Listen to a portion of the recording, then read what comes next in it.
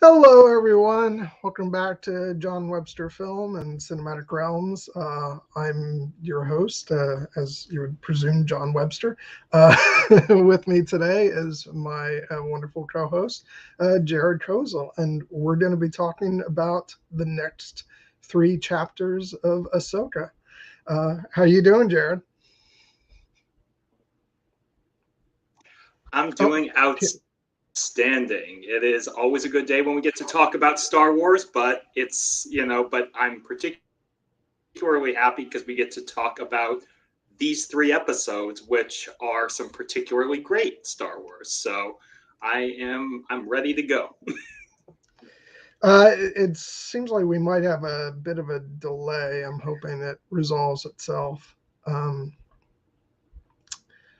but yeah, um, yeah, and you were out of sync a little bit. So say something. I'm ready to talk about these episodes, even if our computers are failing us. Yeah. Do me a favor. Just say a couple quick things for a minute. I'm gonna duck out and come back in and see if that Okay. resolves things. All right, friends.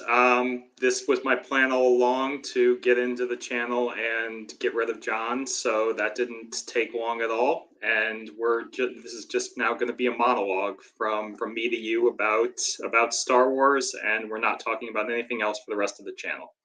Sound good? All right. Respond to me. Hello there. I was just informing our listeners of my plan, that my nefarious plan to steal the channel from you had worked. So, but now you're back, so it's over. Okay, good. I think that fixed the issue. So, thank God, because we're going to be having a lot of back and forth for this one, and that would have complicated things. This is probably going to be a quick stream because there wasn't a lot that happened in these episodes, huh, Jared? Yeah, no, I as we joke, nothing much happened. It was they took a quick jaunt to Cetos. They didn't find anything interesting, and so everyone's going home now. So Um, yeah, that about sums all this up.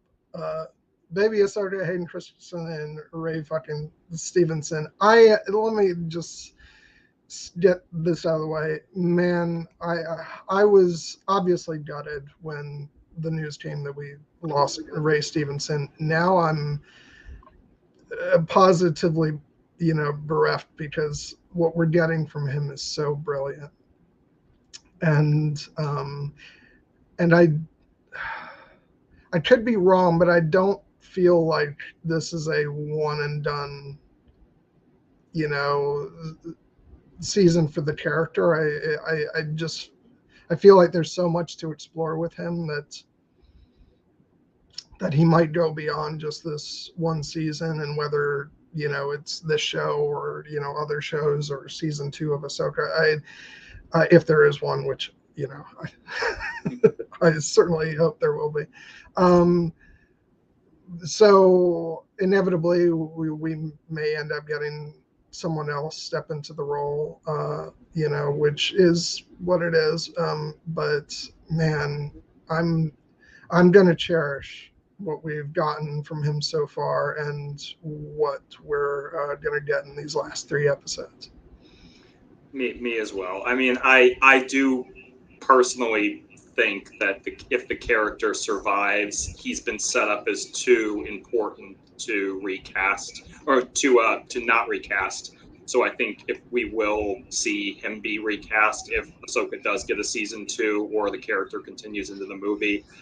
But it's heartbreaking because Ray Stevenson has just had, he's been part of the Star Wars family for a long time. He's voiced several characters. He voiced Savage Press in the Clone Wars. He voiced the right.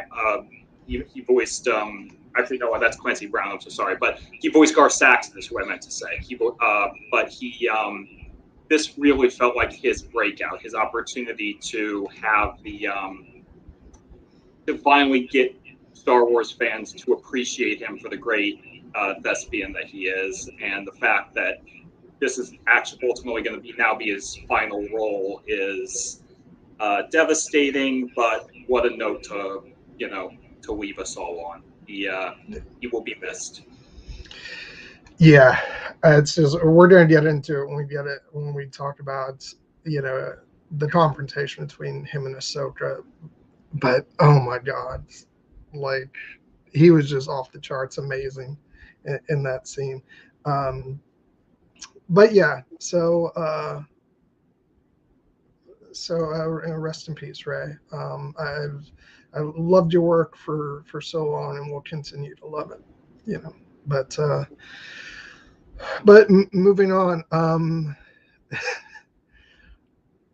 I was enjoying the show from the start, but I think things definitely ramped up a bit with these episodes. Cassie is saying here the series, I believe, is actually growing instead of starting with a bang and rolling downhill. And yeah, it's for me, I thought the opener was great. I know there were some people who felt it was a little on the slow side, but I was, but I think now it's really important to see how that episode in particular was establishing a lot, and especially like characters, because even as viewers of Star Wars Rebels, there was a lot that had happened in between these two stories that we had to be caught up on, and now I just feel like that is paying off so much, because like I love the characters, obviously, from the years that we've spent with them in animation, but now I feel like I've grown to love the characters as they exist in the show and played by these actors. Mm-hmm. No, it feels like it's not just the continuing story. It's almost an evolution of the characters as we knew and understood them, because they've undergone not only all the experiences we watched in the animated shows, but they have also undergone further journeys in the time when we weren't with them, and now this feels like it could end up being some of the most important events in these characters' lives, and consequentially for the Star Wars galaxy in this era as we know it. And the degree to which this anticipation has just been building and building from the start to where we just left off at the end of this most recent episode has been so gratifying and so thrilling to watch. And I absolutely can't wait to see what awaits us in the final 3 episodes and beyond, because it really feels like we are on the precipice of something totally new and totally thrilling beyond our words. I will say, I know you and I have both been on this train of we love Dave Filoni, but be careful to give him too much credit, because he has a lot of people who work with him. And in the case of a favorite show of ours, The Bad Batch, he may have created the show, but he has not been the one who has been show running it and doing all the writing and all that. We have the wonderful Jennifer Corbett to thank for that, as well as a number of other people on that show. That said, and I want to hold off on getting too far into episode 5 just yet, but man, when Filoni knows it's time to bring it, and he's writing and directing, and there's no doubt in my mind that episode 5, Shadow Warrior, is one of the biggest and best pieces of Star Wars media ever, and will stand up as such in the years to come. I was just so giddy throughout all of that episode, and even more so on a rewatch, because I feel like the episodes prior to that, which are both great, and I do want to talk about them, but each one of these 3 chapters builds into the next in such a beautiful way, so that by the time you get to that emotional, crescendo at the end of episode 5, you're like, holy shit. I feel like one of the biggest challenges for us during this stream is going to be able to give parts 3 and 4, which were excellent episodes in their own right, their just due time, and not just jump immediately to episode 5 and start geeking out over that one. But yeah, Dave Filoni, he's obviously instrumental to this current era of Star Wars. He has a high-ranking position as a creative within Lucasfilm. He is George Lucas's apprentice, who has now become the master in many respects. I tend to be wary, like you, of giving him too much credit, both for the animated shows that were for the longest time his purview. Like, as you said, there are a lot of other talented people, especially Jennifer Corbett on The Bad Batch, who are contributing to that.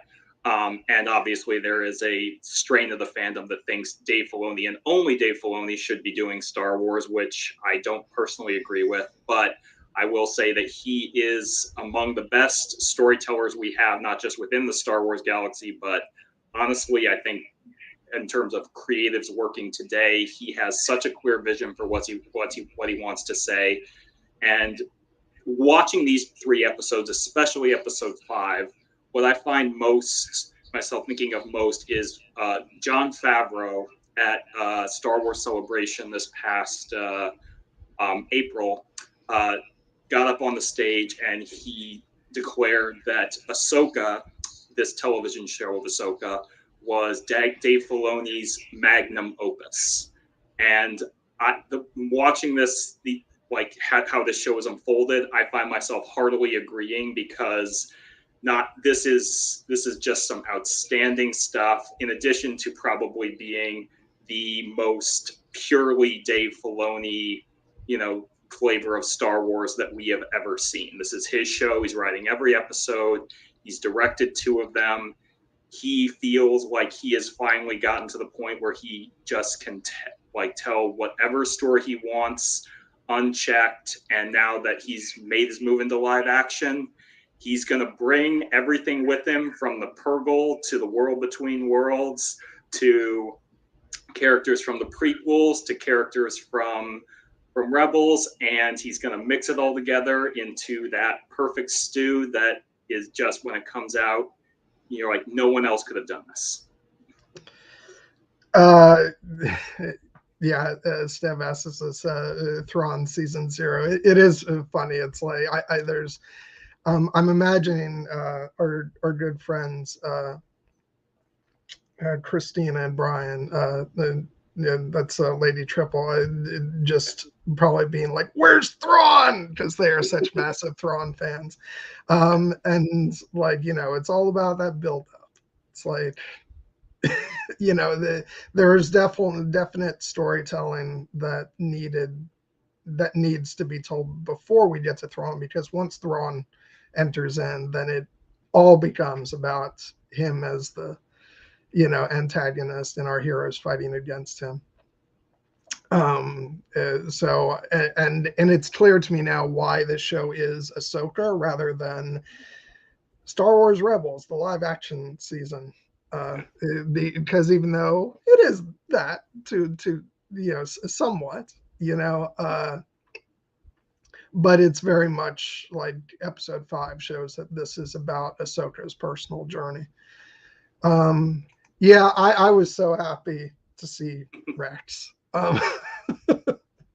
It just, because, and there were certain logistical things about that. It's like, that would be Rex in his prime, and Tamora Morrison is, you know, he looks great, but he's not, the young clone from the prequel era.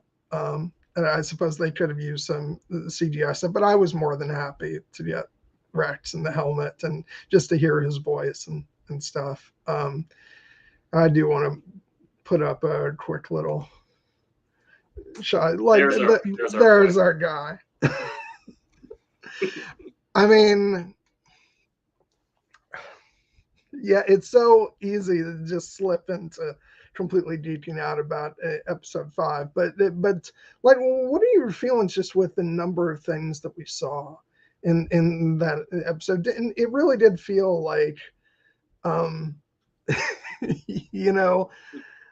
just gift upon gift of things that a lot of us have, loved about our little corner of Star Wars for so long, and to see, as much as like, I'm very much always championing animation, and that animation is its own medium, and it's not like, it doesn't play second tier to live action, in my mind. But there is still, a thrill to seeing so much of the stuff come to life in the other medium. I mean, just the number of things. We got everything, Jared. We got Rex, we got, Clone Wars era Ahsoka and Anakin, we got the Maldalorians. Everything. Like, how were you feeling as, it was like a bingo card that you were just marking off every possible thing, like. I think I would describe my feelings as a potent combination of exhilaration and vindication. In exhilaration, because it was just so exciting, and so made me so happy to see characters that I love in this role as their live action performers, as someone who's been a champion of the prequel era for, as long as it's been around, since 1999, and in the case of Hayden Christensen, since 2002. Just getting to see like him portray the Clone Wars, which we had first heard back in 1977, and then got explored in tremendous detail with the Clone Wars animated series. Like, seeing that on screen was fantastic, and the fact that it felt so emotionally true to these characters, and the lessons that were being imparted, that just made me feel like my heart was growing 3 sizes. I loved it so much. And the reason I say vindication is, well, I personally have always loved the animated series, and I know that you have loved the animated series. It cannot be denied that for many Star Wars viewers, including people who would call themselves diehard Star Wars fans, the animated shows can sometimes, not even nefariously so, but just be out of sight, out of mind. Like, I know, for instance, my father, who is the one who introduced me to Star Wars, who I know loves it, who is very, can be very invested in these stories. He tends to not like to watch animated, material. But he's been loving this show, as has my mother, who I've been watching it with as well. And they're able to follow it, but it can start to feel like the animated stories for a lot of fans can feel like extraneous, like, oh, you don't need to watch that stuff. And we are of the opinion you don't need to watch it to follow the show, but it makes your experience so much more rich and so much more rewarding if you have seen all that. And to see it in the hands of Dave Filoni, who comes from animation and who loves these characters and sees them as characters, not animated characters, and to bring them into live action in this format, and these events into this format, it's basically an echo of what Han Solo says to Rey in The Force Awakens. It's true, all of it. And these stories happened. They were every bit as important as what we saw in the movies, and they if you think of these characters as living characters, as I try to, this is essential to their story and essential to their emotional growth. So I just felt such a thrill of vindication for myself and those of us who love animation in seeing these stories unfold. And of course, for Hayden Christensen himself, who was the centerpiece for it, I felt vindication for him because too many fans, in my view, or too many outlets who cover this stuff are framing Hayden Christensen's recent return to Star Wars as a redemption for him. And I don't think he needs redemption. I think that the fandom that did not treat him with the respect that he needed to be should have been treated with, even if you didn't love his performance, they're the ones in need of redemption. For Hayden, this is just, a reaffirmation and a vindication of the fact that he belongs here and always belonged here. And it's great to see him get his due. Yeah, I think I said last week when we were doing the mid-roll that, I was one of those people who didn't necessarily love his performance in the prequels, but that wasn't really his fault, because I actually think he had moments that were incredibly strong, and they were usually the moments that were more where he probably wasn't as overwhelmed by, the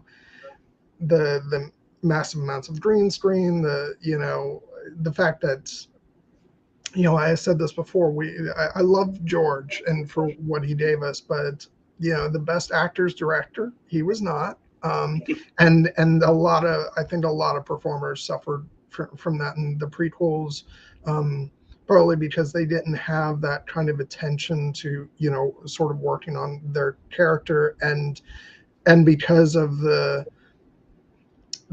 overall newness of the technology they were working with. I think as that's evolved, actors have come to realize that, oh wait, this is actually, bringing it back to the roots of acting, where we're on stage. But I think in those early days, they didn't quite know how to respond to it. And so he was far from the only one who struggled with that, I feel. And, but just like anybody else, just like, Ahmed Best, who, if Jar Jar wasn't for you, that's perfectly fine, but he did not deserve the treatment he got, from the fandom overall. And same thing goes for, Jake Lloyd and Hayden Christensen. It was just a shame. And so to see how things come around, that the prequel fans have grown up, and it is just so great to also personally for me to see Hayden get a chance to play with all the material that we've had since then for Anakin, and I love that he seems to really taking that to heart. He's clearly, he watched all of the Clone Wars, so he's taking in, all the development we got with Anakin, and also some touches that Matt Lanter brought to the character. You can tell how he's kind of feeding that into his performance as well. And for me, I just could not be more overjoyed with that. And I hope that, in watching episode 5, I really hope that the people who worked on Clone Wars and Rebels on all that, but Clone Wars in particular, I hope that Matt Lanter and Ashley Eckstein were watching that episode and are incredibly proud of all the work that they did, because the legacy of that work was on screen with this episode. And yeah, it's just incredible. But but I do want to like dive into that in full as we get to it, because I do want to take some time and start off with episode 3, because I loved both episodes 3 and 4. Episode 3 in particular for me, which had like some of the, like, it brought a smile to my face because we had like good old classic Star Wars, space battles. Yeah.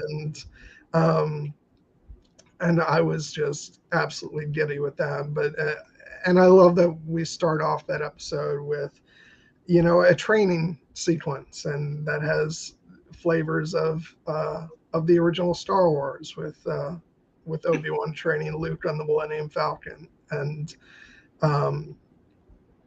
but you've got, thrown into the mix is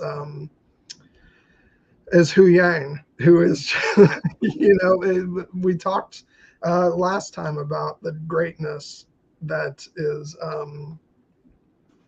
David Tennant and his contribution to the show now. Like, there's no way it can be overestimated. It's like he's just so amazing in this, and I loved just his little beats in this scene. It's like not bad, but not good. Yeah, he has he tells it like it is, and back in episode 2 he was actually incredibly encouraging of Sabine, telling her you need to resume your training. You're the only time you're wasting is your own. You can do this, even if Ahsoka is like holding back or not wanting to train you as fully as she might be capable of.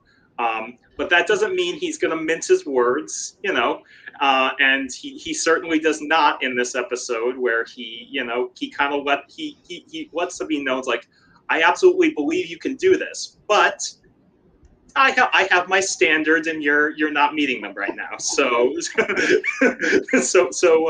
pick it up, please. And their kind of banter back and forth was lovely. But of course, it set it really continues to put into focus for us this like very essential question that was laid out in the first 2 episodes, which is the nature of Sabine's training to be a Jedi and her relative lack of Force sensitivity, and how that's going to work. And now that she has formally resumed her role as Ahsoka's apprentice, and there is so much in these 3 episodes that even though they don't address it directly, it kind of gives us more context for why that training hasn't maybe had the results that either one of them have hoped, because both of these 2 have obvious and severe emotional hangups that they have not been addressing, and they've kind of been talking past each other a little bit. They start to connect a little bit in episode 3 with that wonderful moment where Ahsoka starts to recognize that I can't just tell Sabine what she needs to do. I need to ask her what she needs. And that's when we actually start to see them, get on the same page and be successful and work together. And that gives you a spark of hope. But that is not at the core of why their, relationship, even though they obviously care about one another very deeply, that's not why they have yet to fully, embrace the roles of master and Padawan, and perhaps unlock Sabine's potential to the extent that they need to, because, they have things that they need to resolve within themselves first. For Sabine, it's the fact that she isn't sure she can do this, and also that she has her strong attachment to Ezra is really clouding her focus, especially now that we know that her family has, as we feared and suspected, died during the Great Purge of Mandalore. And for Ahsoka, it's we got a very clear understanding of what perhaps led her to walk away from Sabine in the first place, which is not so much her belief that Sabine isn't a worthy student and can't do this. It's her own insecurities about whether or not she is capable of passing on something to a Padawan that is more than just how to be an instrument of death and destruction. And that has to do with her own feelings about her own legacy as Anakin's Padawan and her place in the Jedi Order. And those are big issues that would be hard to sit down and just talk out under the best of circumstances. And they have not been in the best of circumstances. They're trying to stop, a powerful Imperial warlord from returning to the galaxy and destroying the fragile peace that they worked so hard for. So they have not been able to resolve it, but now we hope that at least Ahsoka has a little bit more emotional clarity, and with time, perhaps Sabine will be able to achieve hers as well. Yeah, it's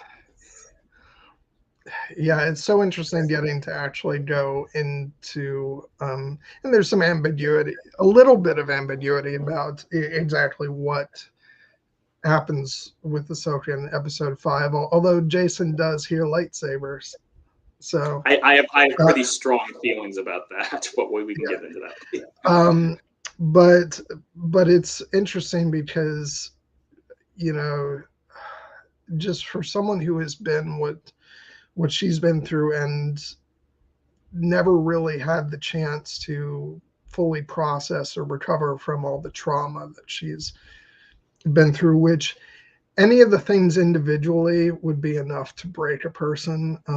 And she's got like 3 or 4 of them. There's the actual, Clone Wars that she went through and being trained as we now fully see a child soldier, which it's evident obviously in the animated series, but I think part of because in animation, younger characters are able to appear a bit more sort of older and mature than, like, not to say that she's always been a very mature person, at least, well, maybe not in the very, very beginning, but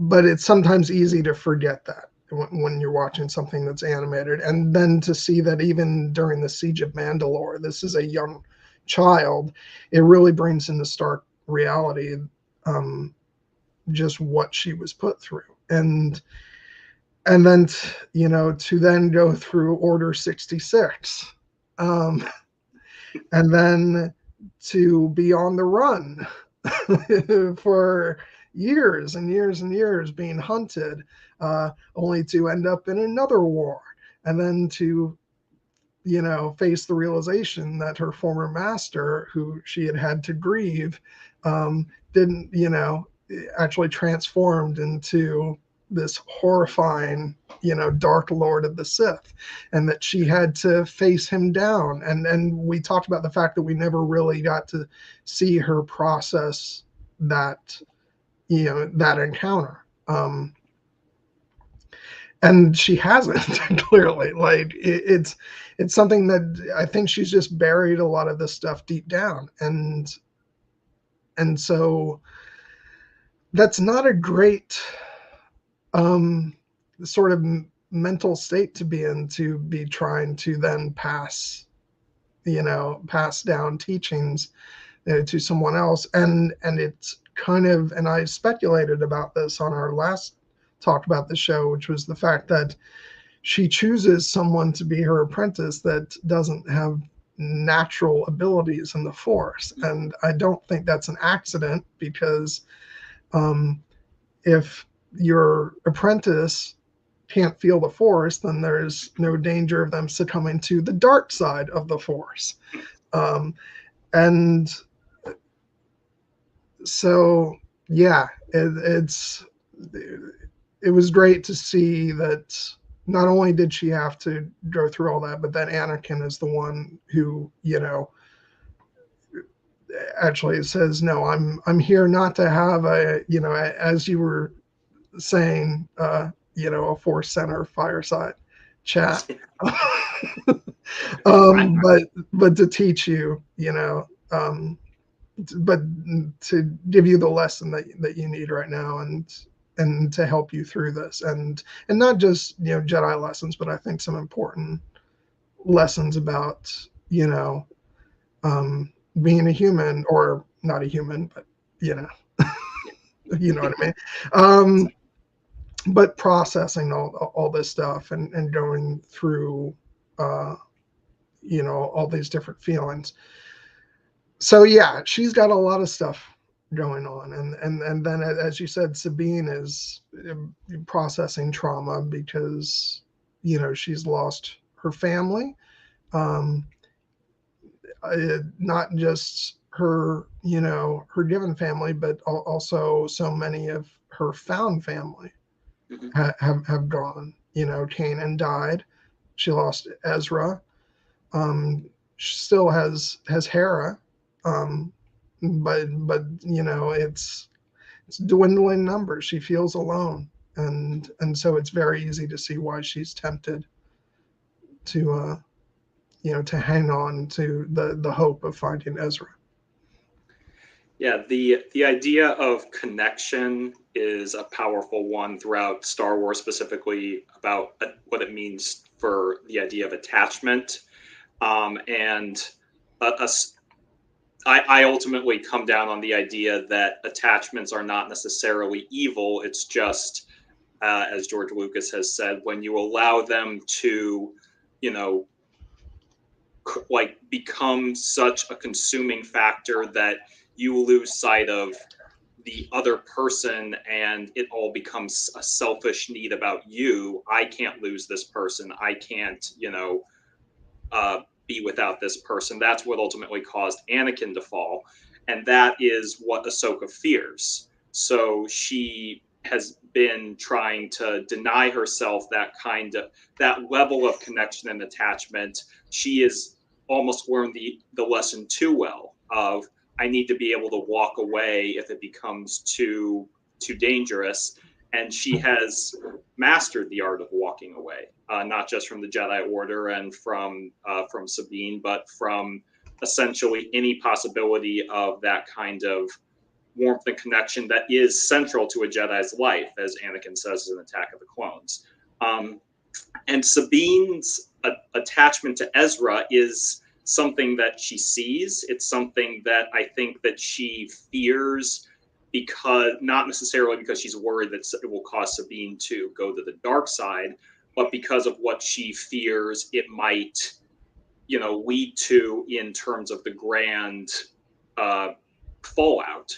Because there's that conversation where they have at the beginning of episode 4, where Ahsoka pretty coldly and matter-of-factly, and we can debate whether or not she's more morally right, even if she is kind of being a little bit insensitive to Sabine's needs in that moment, when she tells her straight up, if we can't make the journey to get to this other galaxy to where Ezra is, then no one should.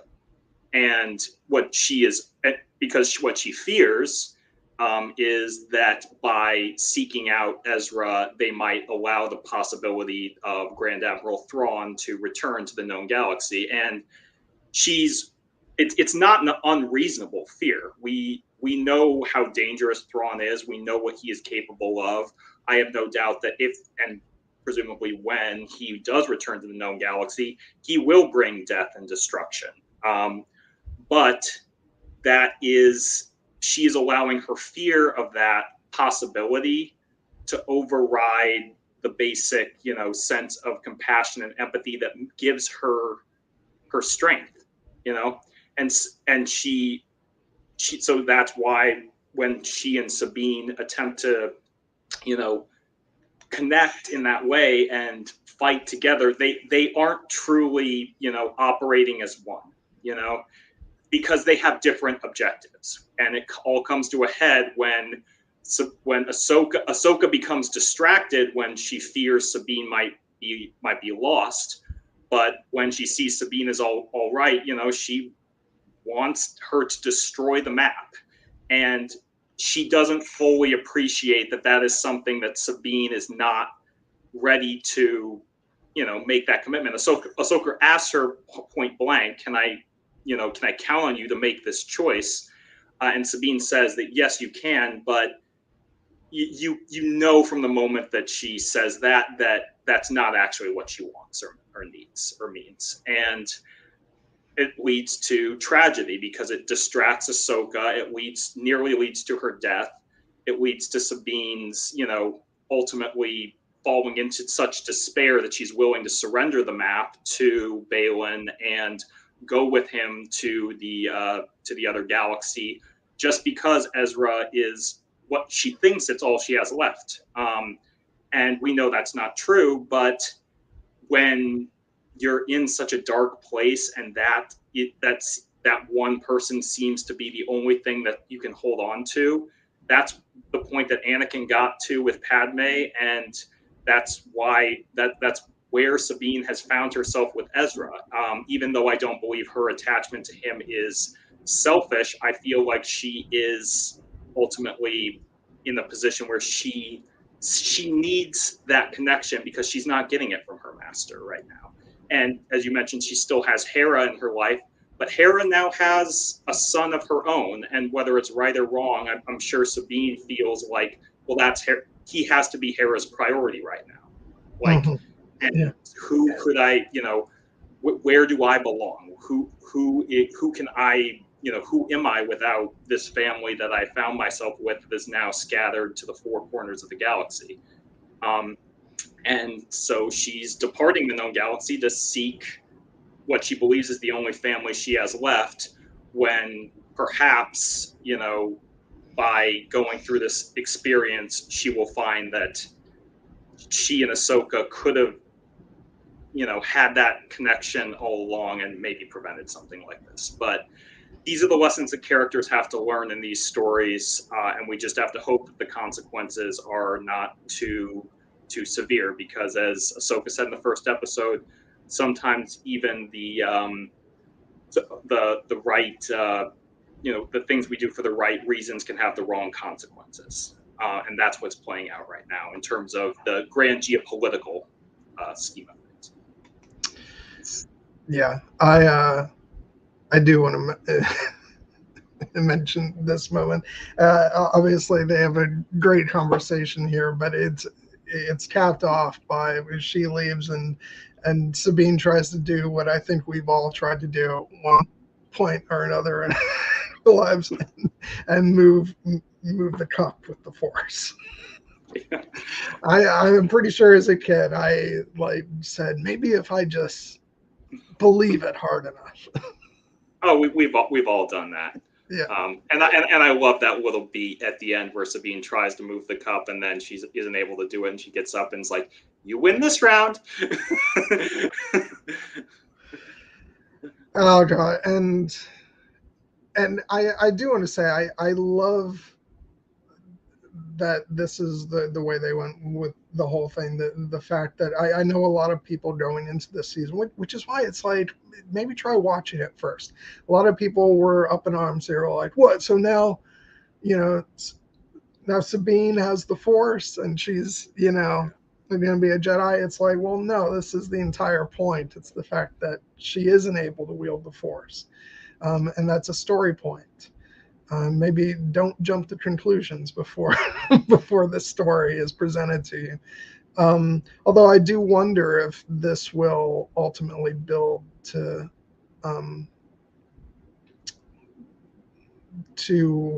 her finding her way to feeling the Force in that way, and that emotionally she'll arrive at a place where it, for lack of a better term, unlocked for her. And I think that will be the case, because we've seen this kind of beat before in Star Wars storytelling, not necessarily with someone of Sabine's relatively limited potential, but with the Force, being something that passes through and moves through all living things, she can do it. You know, as Ahsoka says, talent is a factor, but it's really, you know, the training and the focus and the discipline that is what it takes to truly learn how to wield it. And that's hard when you're distracted, you know. And sometimes really what you need is clarity of purpose. We kind of saw this with the Obi-Wan Kenobi show, where Obi-Wan, who we know is a great, powerful Jedi Master, spent 10 years hiding on Tatooine, racked with guilt about not only what he believed to, you know, in his mind, allowing Anakin to fall, but the belief that he had actually killed him. And he was struggling to do so much as lift a cup. And when he found himself up against Darth Vader, he lost, and he lost badly. But the moment that he started to develop more of what we would call, you know, clarity of purpose, you know, he, like, namely the fact that, you know, Leia was in danger, that's truly when he started to come back into himself. And by the end, he had not only returned to being the great Jedi that we knew, he was able to stand up to Vader once again and defeat him. So it's possible. And I kind of feel like with Sabine, once perhaps she meets Ezra again, once she, you know, is reunited with Ahsoka and gets the sense that, you know, Ahsoka doesn't necessarily blame her for making this choice. I think that's pretty clear in the most recent episode. And then there's also a clear and present threat that they need to stop, and that it becomes less of a cognitive dissonance situation of, oh, it's save Ezra or stop Thrawn. It can kind of synchronize into one. I feel like she will unlock what that potential remains within her. Because there was an interesting moment when she was dueling Shin in the forest, and, you know, she throws out her hand as she would to potentially throw out a forced push because she was on pure instinct. And obviously it didn't really affect Shin, and, you know, that I love that think, because, you know, maybe Shin, she can't do it at all. But Shin was bracing for it, which was because she just sort of instinctively turned away. Yeah, but what's interesting is, and people have pointed out, if you listen to the sound effects in that scene, they actually use the sound effect that they use anytime a character uses a forced push in Star Wars. And so, did she actually do it, and she just wasn't strong enough to really affect her, or was she not able to do it all? We don't know. But I feel like if there is going to be a moment where she finds herself in a similar situation where she knows what she needs to do, then that is going to be the moment that we see her unlock her potential. Hi, Kate. Hey, Kate. Hi, thanks for dropping to say hi. You guys need to catch up on the show because it's amazing. Yeah, no, I love that moment because it really is. Because I know there was some speculation about what did that line, you know, represent, you know, when it was in the trailer of "you have no power," and really it was, I think, surprise on Shin's part. She's like, "You have no power," you know, which was great. And then the fact that Sabine then turns that in a moment to use her, you know, her Mandalorian gear, and you know, that's always great when we see you know, that kind of called back to when she was training with Kanan in Rebels, and using, you know, all the skills at her disposal, even if she didn't have the Force. But yeah, no, I love that stuff, and as long as we brought Shin up, oh my God, she's amazing. Like her eyes are something else. She's so determined. Yeah. No, she is rightly becoming a beloved character among the fandom, because not only because of the fact that she is, you know, a very attractive young Force wielder who is on the dark side of the Force, which makes her edgy and mysterious. But just her sheer level of intensity is fascinating, because it's clear that there is something that is driving her that we have not yet fully come to understand. We know what's interesting about her dynamic with Baylan is that, unlike the Sith master and apprentice relationship, where the Sith master essentially embodies the power and the Sith apprentice craves it, and the Sith master's philosophy is, you can have this power if you become powerful enough to kill me, and the Sith apprentice's philosophy is, I will learn everything I can from you until the time comes when I can overthrow you. These two of Baylan and Shin seem to actually have an honest affection for one another. You can see that, Shin clearly respects Baylan. She always looks to him for, to find out what it is she should be doing. She clearly wants to impress him. She wants his approval. And Baylan, for his part, doesn't just see her as a tool. He, whether or not he sees her as, a daughter figure, or just purely as someone who he can pass on his knowledge to, he is protective of her. In that moment in the duel with Ahsoka, where Ahsoka kind of, in her desperation, loses her cool for a minute, picks up Shin and throws her against the rock and knocks her out.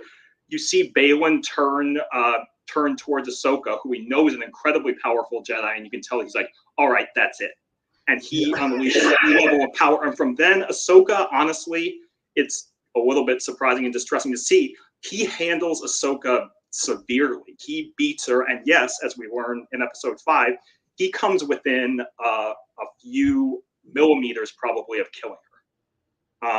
And if it weren't for Anakin's intervention, she probably would have died. So these two are not to be messed with. And I do hope that we learn more about what drives them, shall we say, because, one of the best scenes in the entire show is that scene where Baylan is talking first to Ahsoka and then to Sabine later about why he's doing what he's doing. And he doesn't give us any specifics, but he makes it clear that he has a bigger, this is about something that he believes is bigger than himself. And I'm really interested to figure out what that is, because we keep hearing he's doing all this for a greater good. Well, what's in his mind? What is that greater good? I don't know. He's acknowledging that the Thrawn is going to bring war, and with that will be as much as he rails against Ahsoka for he says all is death and destruction, like your master, and or that's your legacy. But he's going to bring that by bringing Thrawn back. So what, to his mind, is the end game at the end of all that makes all that worth it? Or is he lying to himself and he's doing this for power? Because because villains tend to do that a bit, where they they say they have these honorable intentions, but really at the end of the day it's power. And Baylan seems like he believes he's doing this for a greater good, and I think that I don't think he wants to cause wanton death and destruction, but he is clearly willing to commit what we could describe as evil acts in order to achieve his goals.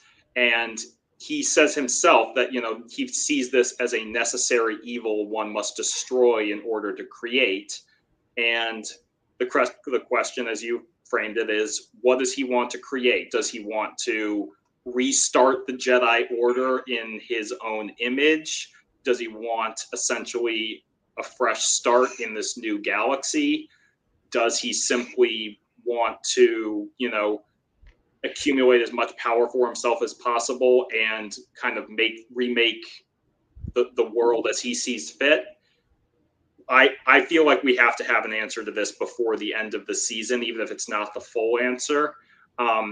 But for now, that complexity of motivation is making him an absolutely fascinating character, and Shin as well, because it's not clear to us just how much of Baylan's ultimate plan she knows or understands, and when it's revealed, is that something that she's going to want for herself as well? Yeah. God, I really want her backstory and to figure out how how she's come to this place, and and what Baylan, what it was that Baylan used to kind of bring her into the fold. There's the potential for so much great character origin stories here that we just don't have the time for, especially with 3 episodes left of the season, but I feel like we'll get it somewhere at some point. Yeah, God. And so I mentioned earlier, this episode 3 had some great action sequences with the dog fighting and all that. It's just stuff we get in classic Star Wars. I love the fact that Sabine goes and she's in charge of the guns, and that very much felt like old school classic Star Wars, and I love all the stuff, the back and forth between her and Ahsoka. I see you changed my presets. I never needed them. All that, and then you got Huang just going, on.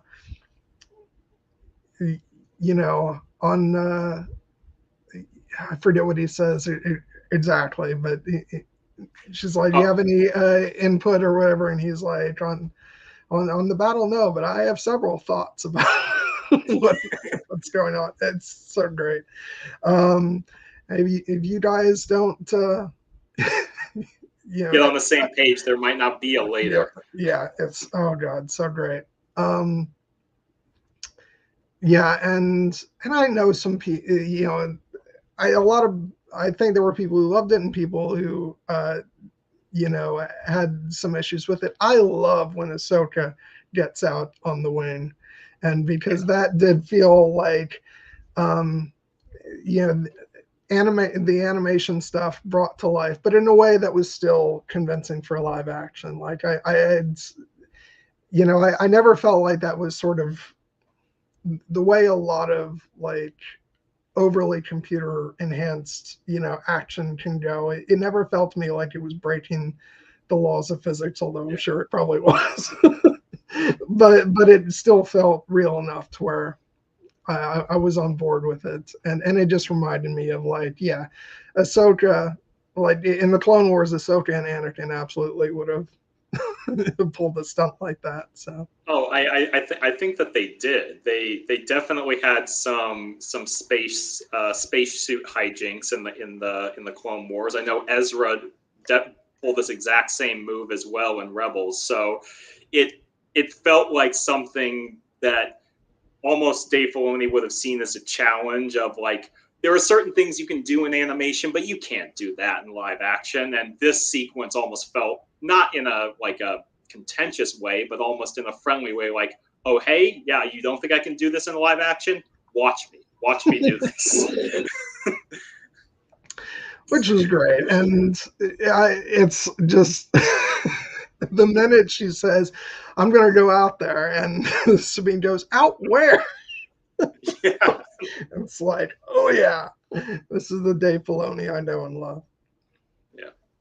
Although credit to again, credit where credit is due. Credit to Steph Green, who was the actual director of this episode, this sequence, because absolutely, because she made it feel as dynamic and alive, and she's actually building up quite a reputation for herself as a Star Wars director in recent years. She directed my favorite episode of the Book of Boba Fett, Chapter 2, Tribes of Tatooine, and which had both the awesome train battle and the trippy Boba Fett vision sequence.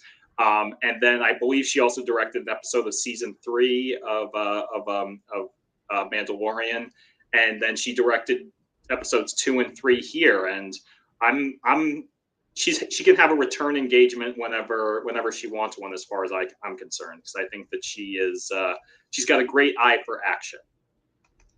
Hi, Stephanie. Great to have you here.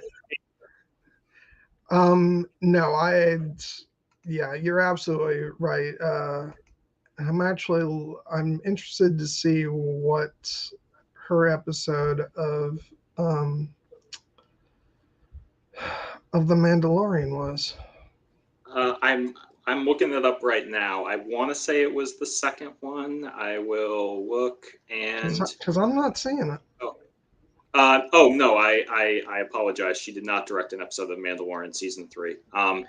But I think that her episode of the Book of Boba Fett was probably, you know, I don't want to get into all that, but of the episodes that could completely be called the Book of Boba Fett, like purely, I think that her episode was just fantastic and really kind of highlighted all, like the high points of that series. And I think that was also the episode where we get the Boba Fett meme where he's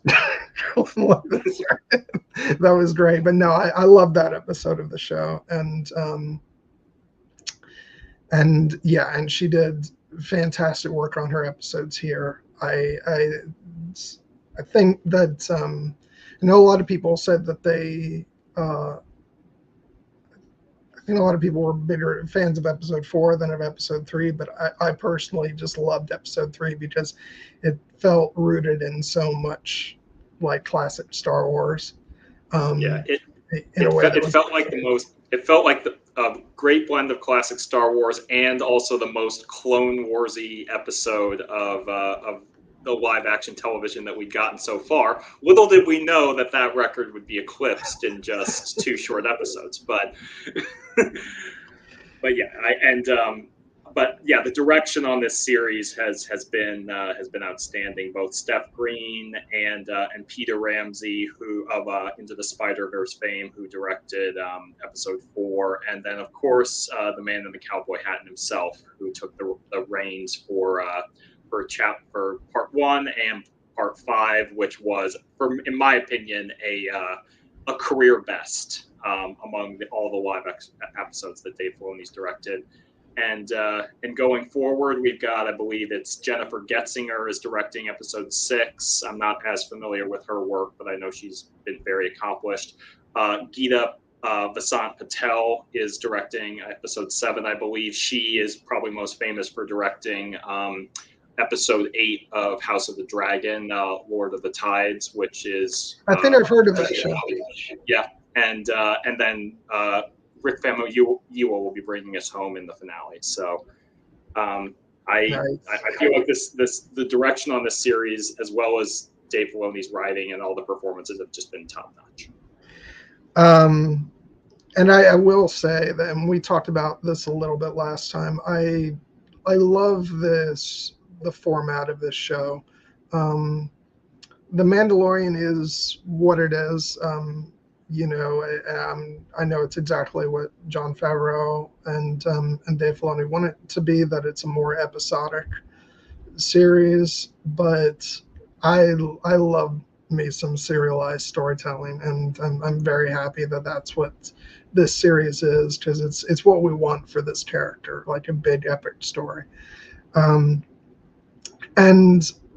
But before we go into the middle, I just want to say, like, I have been blown away by the scale and beauty of this show.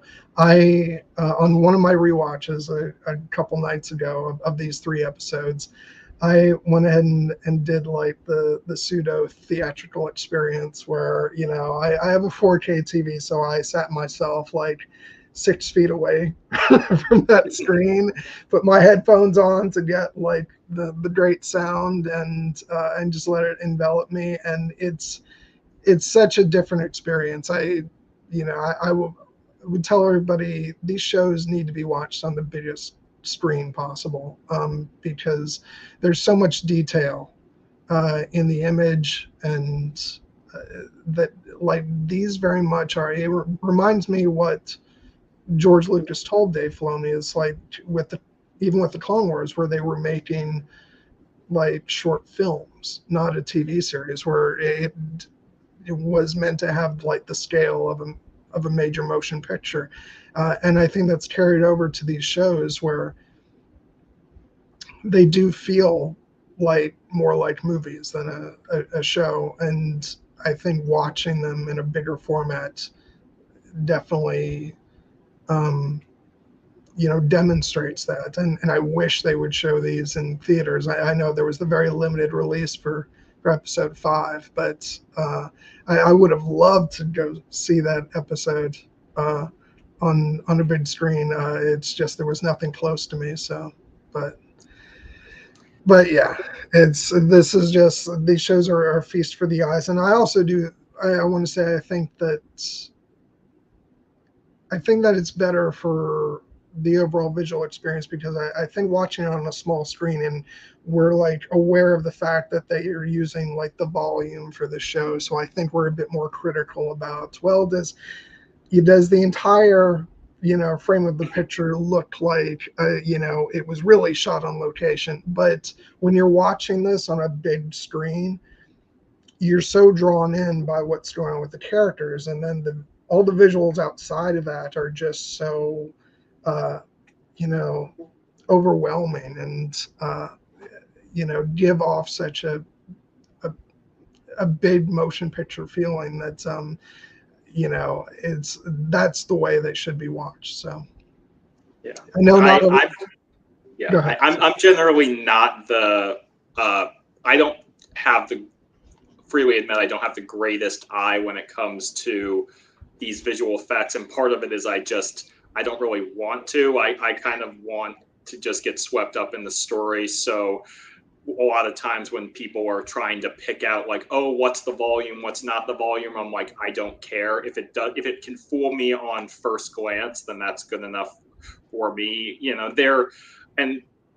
But I will say that of all the Disney Plus shows that have been shot on the volume, namely Mandalorian, Book of Boba Fett, Obi-Wan Kenobi, and now Ahsoka, I feel like that this is the best it's ever looked, because they're doing such incredibly fantastical, not only worlds and locations and creatures, but complex, lightsaber battles where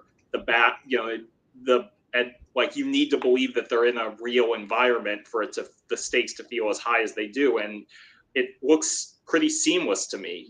As far as like, there was maybe only one shot where on my cursory watch I was like, oh, I can tell that they probably are like using the volume to extend the background of the forest there, but otherwise I was just like, this looks like it could have been shot with a movie style budget for as far as I'm concerned, which is something that the other Disney Plus shows have on for Star Wars have sometimes struggled to achieve. We can leave Andor aside because that was primarily shot on location. It's really not fair to compare the two. I know people like to dog on Obi-Wan Kenobi for not looking as great with some of the volume shots. I didn't have as big a problem with it, but I also feel like, we have to, in terms of human terms, recognize that, for instance, that show was shot during the COVID pandemic. They probably didn't have a lot of the same luxuries. But I'm glad that Ahsoka is not only getting the benefits of several years worth of now expertise with the volume, but also the full like unrestrained creative enterprises that are afforded by its still limited budget, but they're stretching it as far as it can possibly go, because this looks honestly about as good as you could ever hope it could to look. Yeah, I think it looks utterly fantastic. All right, so let's go ahead and do the mid-roll real quick. We're not done yet. There's still plenty to talk about. But next week, I have our guest locked down.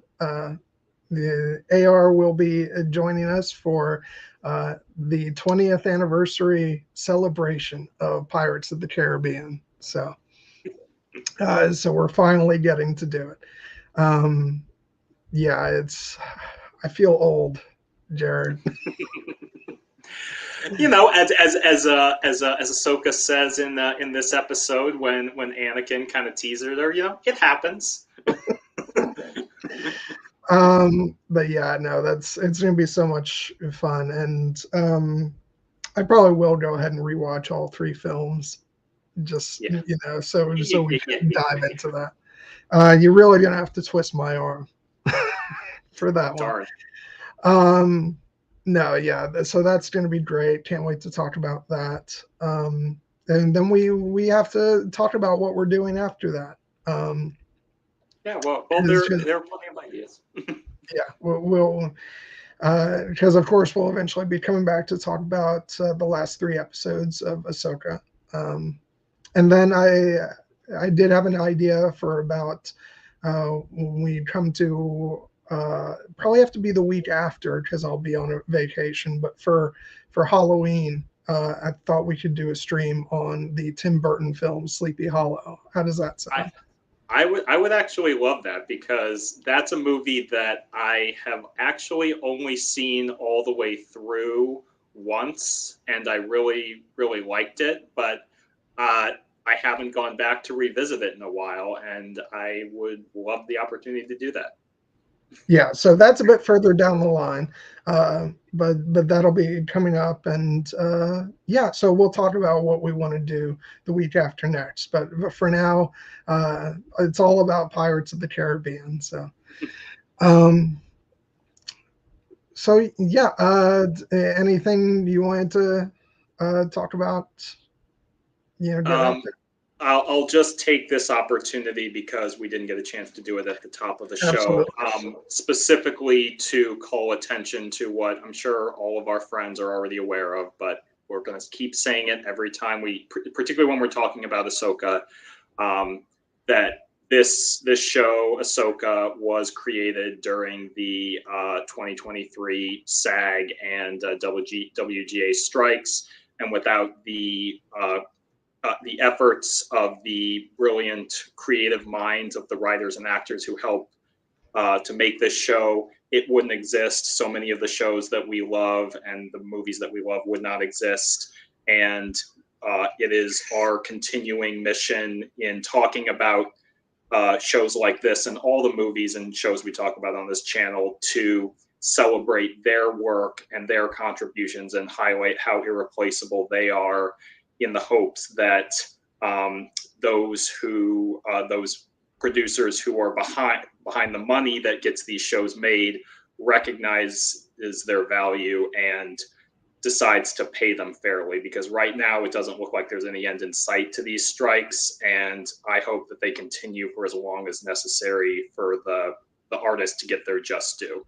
Because the reason we're talking about this show that we love so much is because of their work, and so it bears repeating that they are the reason that we are here. Yeah, and there are some links in the description, so please check those out. They're for the Entertainment Community Fund, the SAG-AFTRA Financial Assistance, WGA Good and Welfare Emergency Assistance Loans, and there's also a link to the Think Tank for Inclusion and Equity, WGA Strike Resources. Check all those out, and please consider supporting them. Just support the strikes in any way you can, and I do have a feeling it's going to be going for a while. But yeah, we're incredibly grateful to be getting this series and for all the hard work that the people who made them have put into them. So thank you. yeah, so trying to think if there's anything else I want to bring up before we dive back in. Um, no, aside from the fact that I'll say connected to the show, the soundtrack for Ahsoka just came out for the first 4 episodes. So check that out. You know, wherever you either buy or stream music. Of course, you know that I bought mine and I got it in the in lossless, you know, hi-fi sound because of course I did. But but yeah, no, I was like you, Jared, what you said the other day, where it's like, why couldn't it have had the music for episode 5 too? Yeah. Because there's so much great stuff, but it's got just about all of the music from the first 4 episodes. So like, I feel like this was one of the better soundtracks we've gotten from these shows because they really threw in, you know, everything. So. Oh yeah, no, I knew that there would be we would have to set aside some time to gush about how amazing the score is. Is later. We can do that now. We can do that whenever you want to, you know, really make that our focus. But I will say that yeah, the particularly the ending of episode 5, the music that we get as the Purgle are, you know, preparing to jump to hyperspace and bring Ahsoka and Huyang to the new galaxy, is just incredible. It's one of my favorite pieces of Star Wars music that I've heard possibly ever. And and of course that's paired with the incredibly powerful and significant moment that it's, you know, accompanying. But I can't wait to listen to that because I just watching it again earlier today, I just had tears in my eyes over how beautiful that scene in particular is, and I can't wait to own it on whatever audio format it'll be available in, which will probably be after the finale, because, you know, God forbid it anything gets spoiled for for Hu Yang's Noble End, or whatever the track titles are. Don't say that. I felt bad even putting it out in the world, but I'm like, who else would it be? You know? Oh, shameful. It's so funny that like, um, it's so funny how we care so much about that stuff. I'm such a spoiler phobe, but back in the day when I got that episode 1 soundtrack and it said Qui-Gon's Noble End, I didn't even think anything about it. I was just like, oh yeah, he's like the mentor figure. Yeah. You know, of course he does. And like, I didn't care, and it still made the moment, like, if anything, it made me dread the moment even more because I knew it was going to be coming, and so you were just waiting for that, you know, that one wrong move in the duel. But nowadays I'm like, don't you dare spoil anything for me. So yeah, but no, don't put that out in the universe. Hu Yang has to be fine. I take it back. You know, he's he's made it through 25,000 years and is still 70% original parts. I think he can take whatever this new galaxy has to throw at him. I did find it so heartbreaking, just his line, I told them to stay together, but they never listen.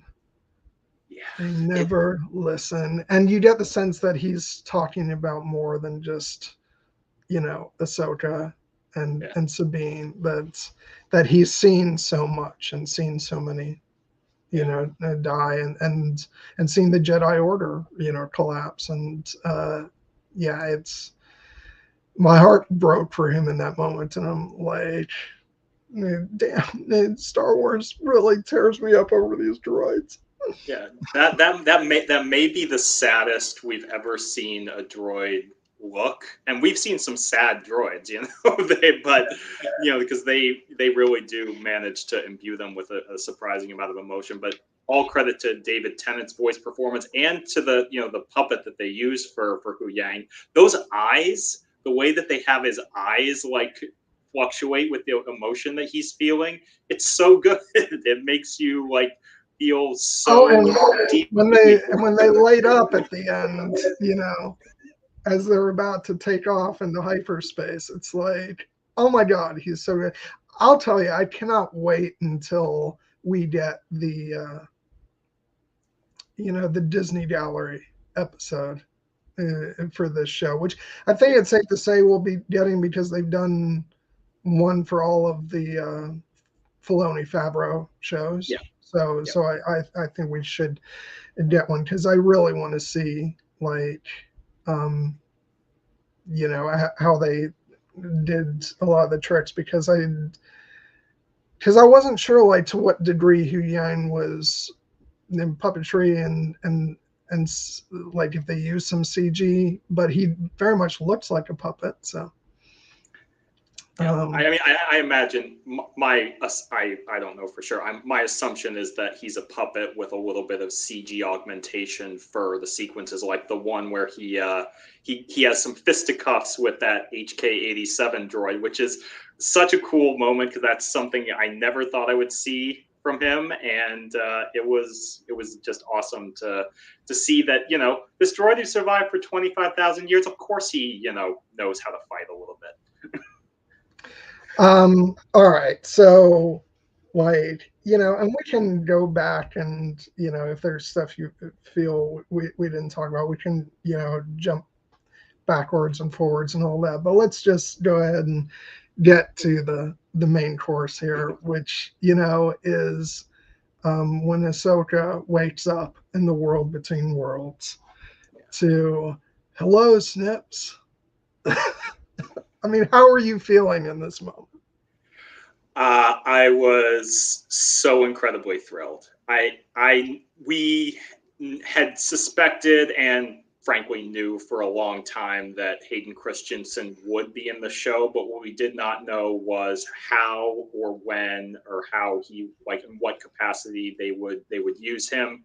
And the way that they chose to deploy him in this sequence within the world between worlds with Ahsoka having this like near-death experience was just outstanding in every way. And that moment, at the like the way they chose to introduce him with having Ahsoka waking up and then hearing "Hey Snips" kind of like very faintly off in the distance, that makes you kind of lean into the screen like, did I just hear that? Is that what he said? And then you can see Ahsoka in that moment, like she almost freezes up immediately. She's like, "No, it can't be. It can't be him." But it is him. And you turn around, and there he is in all of his glory. Hayden Christensen, the man might be having a little bit of a CGI touch up, but you see him in real life, you're like, he still looks like he could. They're not having to do a lot for him, Yeah, I will say it was for me. It was completely convincing. I assume they did something, but it wasn't one of those things where it enters into uncanny valley. I suspect they only had to do like some subtle work to eliminate some wrinkles here and there, and it was a remarkable achievement because for the sequence at the end of episode 4, I did see one or two people thought like, oh, he looked a little bit maybe too smooth skinned or whatever.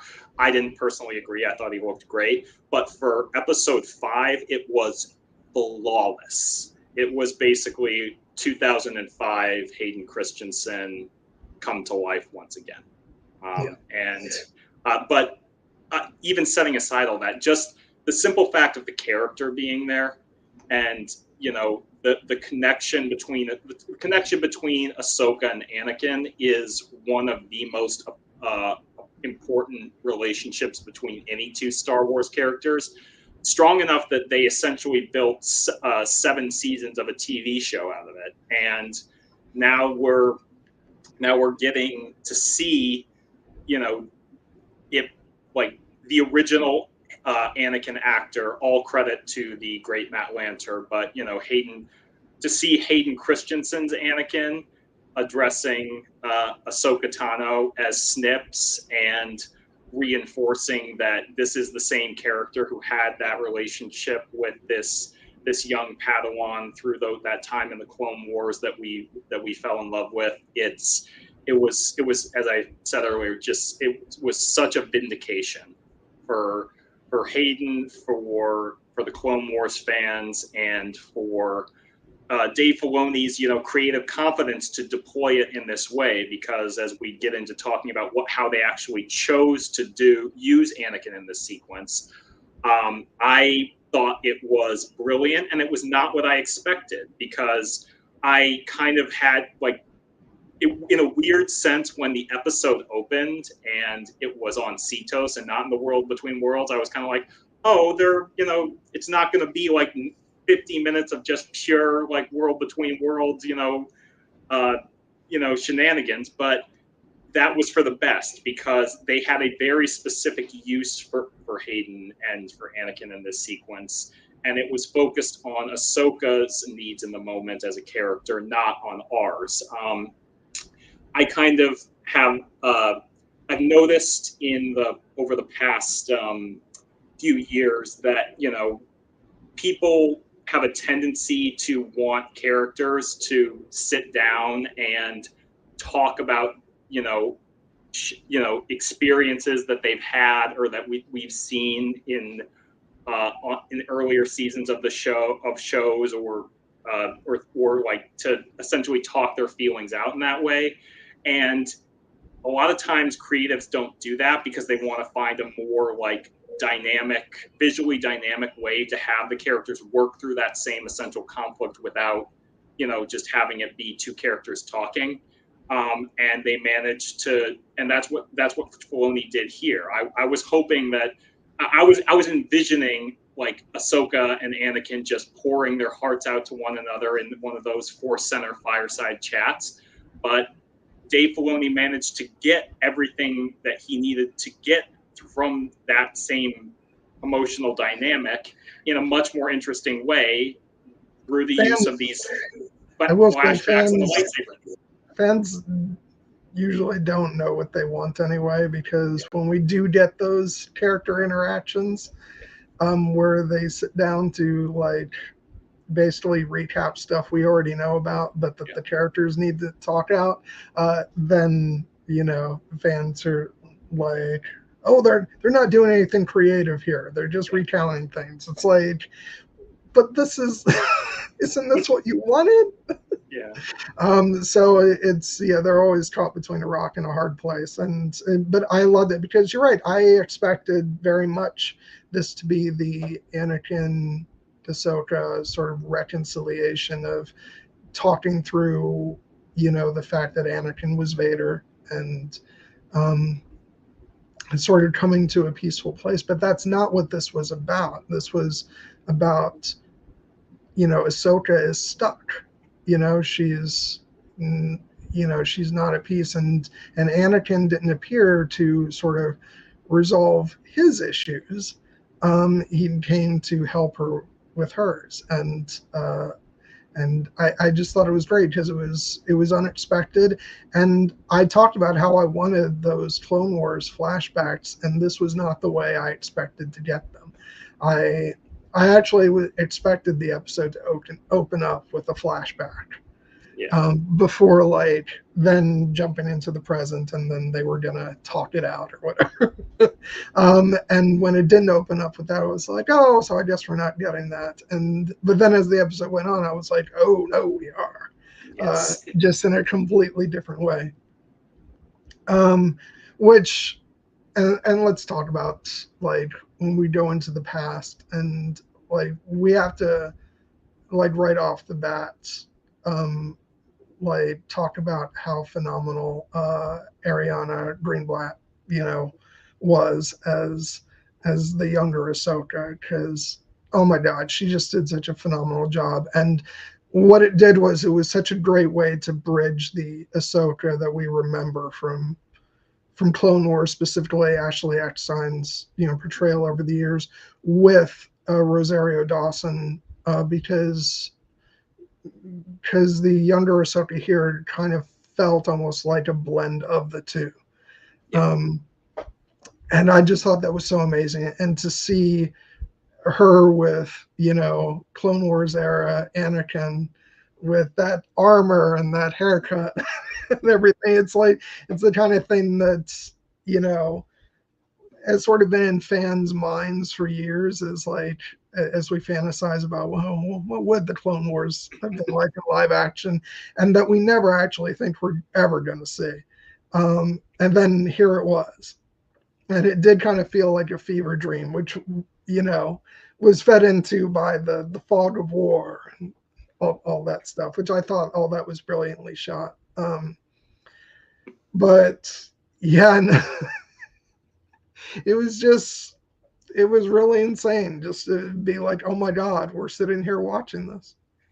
Yeah, and what I particularly loved about it, not only just the way that they introduced us in that sequence where they had, Anakin cut the bridge underneath from Ahsoka, and she literally falls into her own memories, and then we kind of see it unfold, not as just like, oh, this is exactly as it happened, but as this is kind of like a living history where she's back inside this moment as it was when it presumably happened.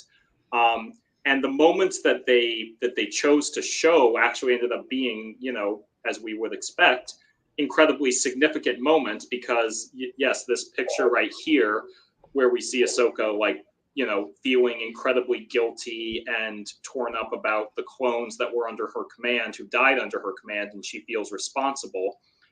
It seems like this particular sequence was occurring on Ryloth, which if you remember from the Clone Wars season 1, I believe the episode Storm over Ryloth, that mostly takes place in space. But the lesson of that episode is Ahsoka is leading a squadron of clone fighters, and she is going up against this separatist capital ship, and she gets too reckless, and she gets all the clones under her command killed.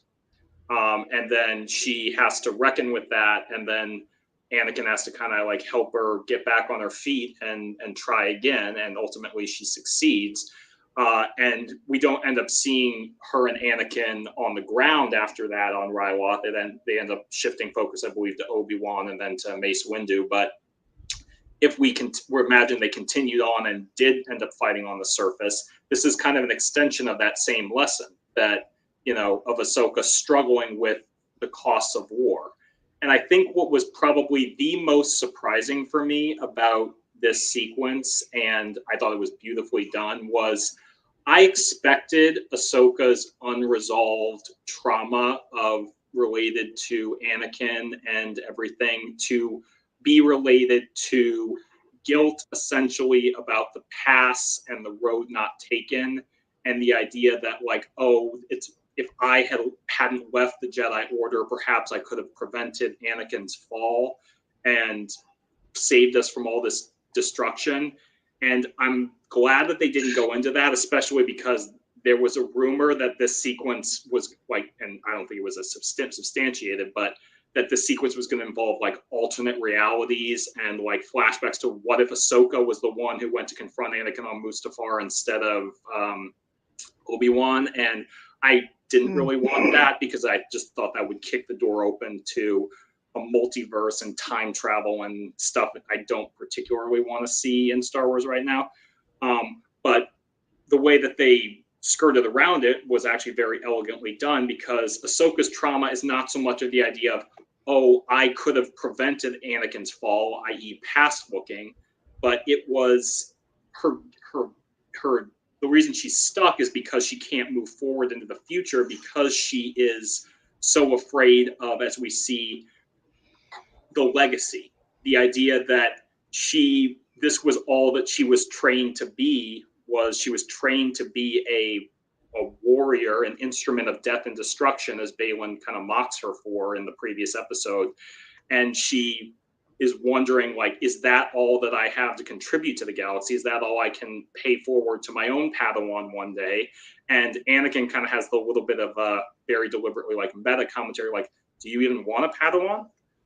which, you know, is really the question. Like we've been asking ourselves, like, why was she training Sabine if her heart wasn't in it? And we now see why. It's because she is worried that if she was trained by Anakin, and if she has all the knowledge that he possessed, if she is part of his legacy, is his legacy just one of death and destruction that she's going to then be paying forward to the galaxy as a whole? And we see that as Anakin is trying to teach her that no, she is more than that, and she needs to kind of become unstuck from that idea because it's paralyzing her, and it's led her to this place where she is essentially hanging between life and death. And that's the lesson: live or die. You know, if you're going to live, truly live. If you're going to, you know, if you're going to like give up and not try to fight the battle that needs to be fought, then you will die.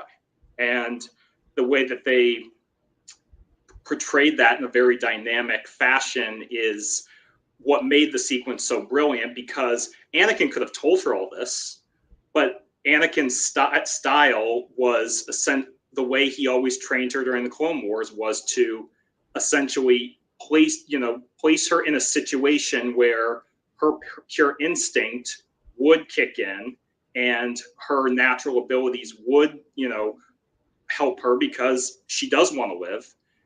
And then he ultimately, and he rightly directs the focus towards her. You know, this is about you. When she tries to turn the focus back on him of like, you know, you are more powerful and more dangerous than anyone realized. And has the funny, like, is that what this is about? He's not trying to brush away his past as Darth Vader. He's trying to say, that's not why I'm here. That's why I'm like, this is about you right now. You, like, I've made my peace in the Force, and while I still have atoning to do, like, we need to resolve your issue right now or you're going to die. And he ultimately, what he does is he helps her reconcile the idea, not, you know, this dissonance that she has about, like, I wasn't trained for this. I was trained to be a soldier, a warrior, an implement of death, and that's not what I feel like the Jedi should be.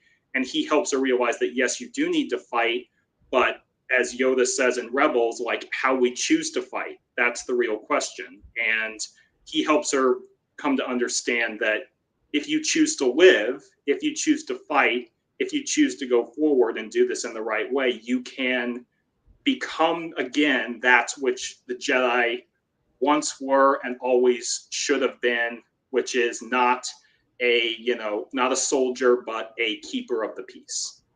And I feel like that's the lesson that she needed to learn in order to move past her trauma of Anakin's fall and become, literally and figuratively, Ahsoka the White. And when Anakin, you know, at the end, when she makes her declaration that she wants, that I choose to live, and, you know, essentially ends the confrontation between them, and he kind of he dials back from the Vader persona and returns to the Hayden version of Anakin that we all knew, and he smiles and he says, "There's hope for you yet." That's what he wanted. He wanted her to choose life, and she did. And God, that was some of Hayden's, like, best acting right there. Just that little moment where he, you know, surrenders the Vader persona, which I believe, because I do believe this is Anakin. I don't think that this is Ahsoka's memories, but I think he was choosing to use the Vader persona to try and teach Ahsoka a lesson. And once she overcomes it, he, you know, lets that go and becomes the master that she loved.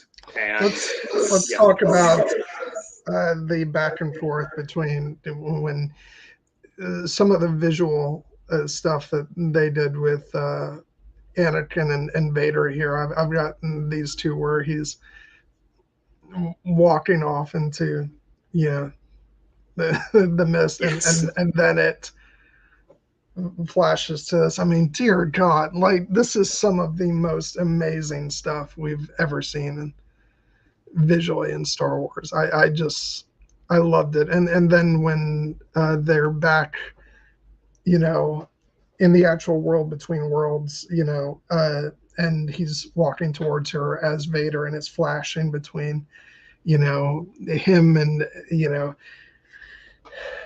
Vader still, you know, in the Anakin form, and then Vader in the suit, and it's just. And there's a point where Anakin says a line. I forget which one it was, but you lack conviction.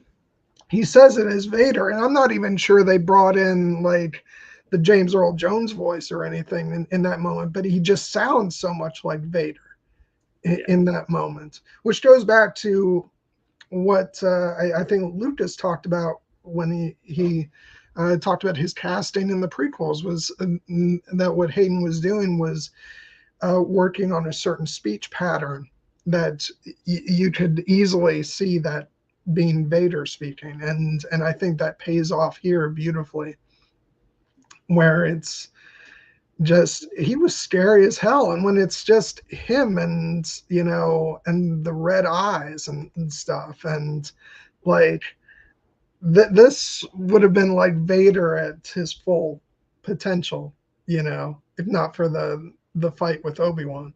Exactly. Yeah. This is the true, like, this would have been the true face of evil if he hadn't fallen into the lava, and he's using that face because it's familiar to, you know, Ahsoka. It's what she saw when she cracked his mask on Malachor.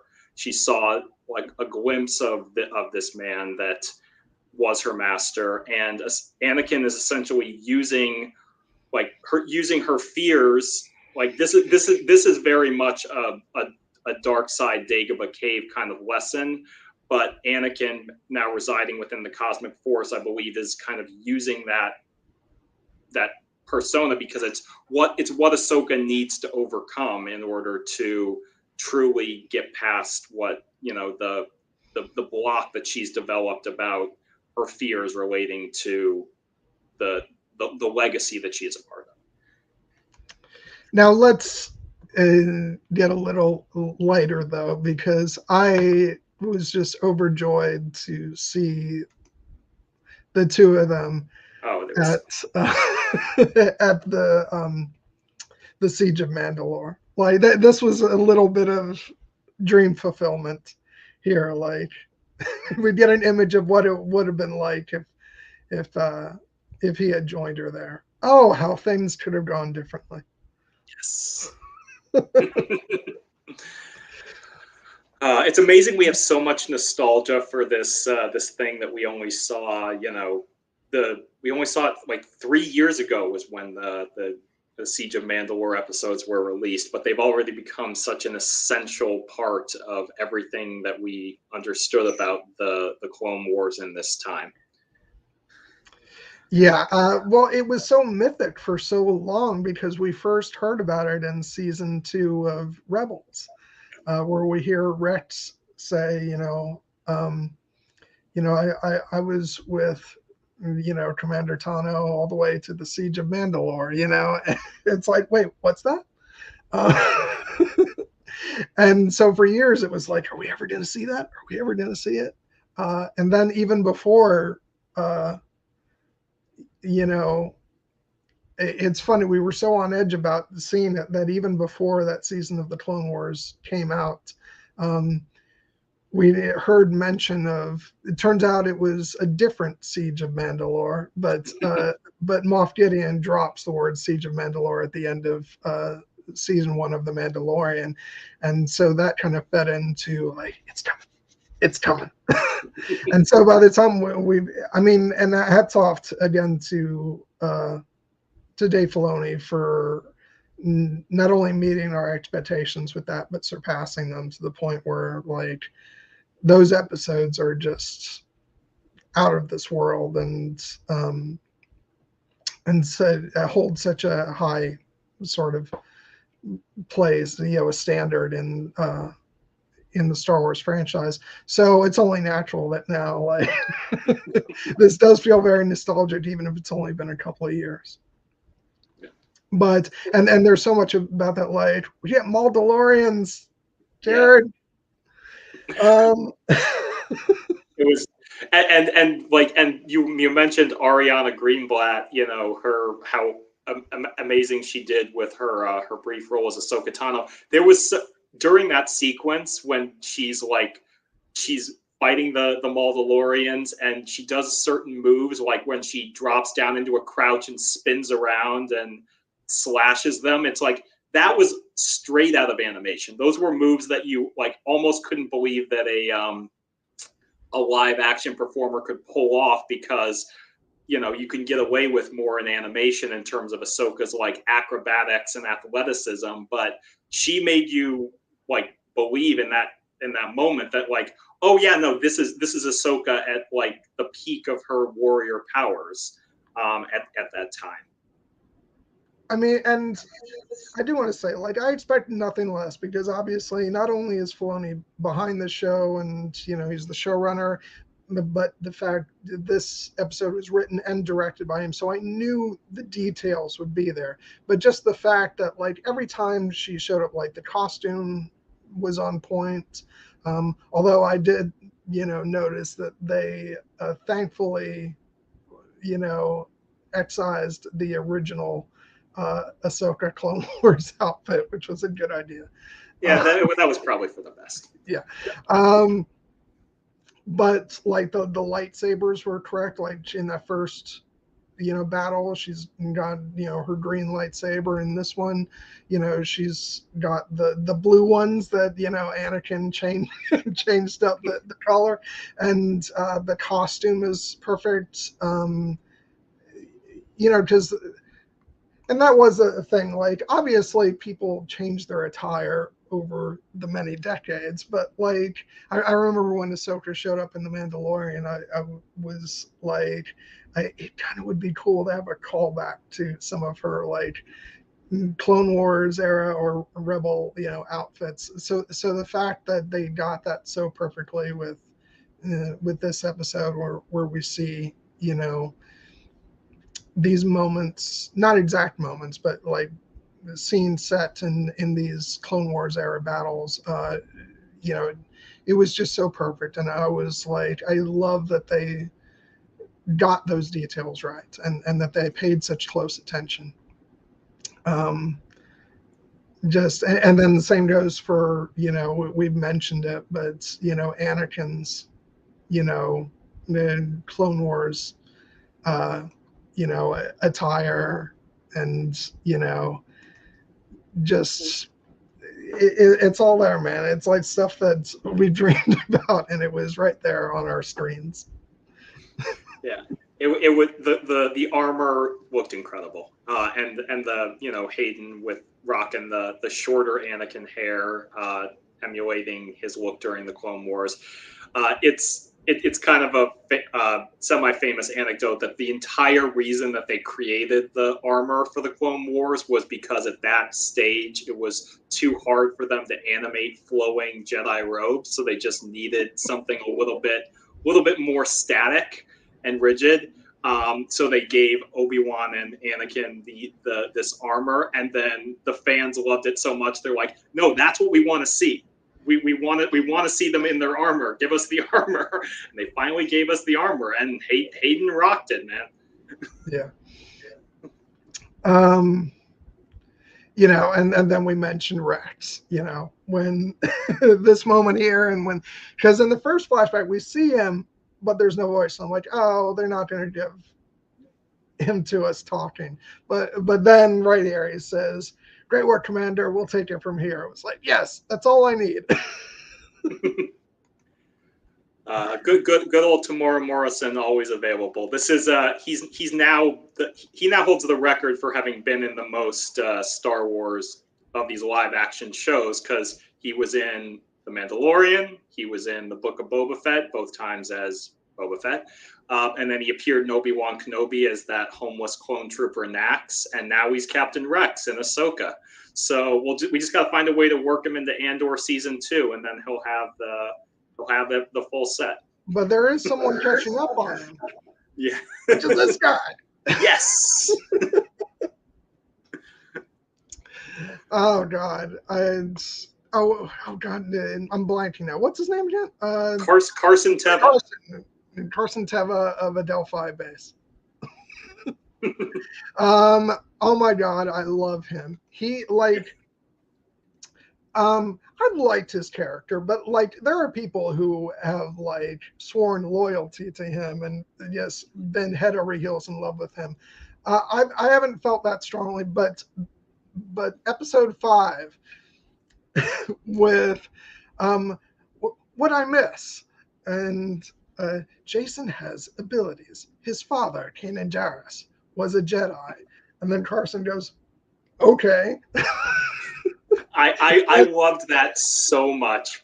Not only just because it was an incredible comedic timing, it was one of the funniest moments in the entire show, but because it was deliberately kind of, having some good-natured fun at we animation fans and the disconnect between the live action only fans, because people have been clamoring, when are they going to mention Kanan? Why haven't they mentioned Kanan? Why haven't they mentioned Kanan? And then they finally mentioned Kanan. It's like, his father, Kanan Jarrus, was a Jedi. And all the animation fans are like, oh my God, they finally mentioned Kanan. He's the greatest Jedi ever. And Carson's just like, okay.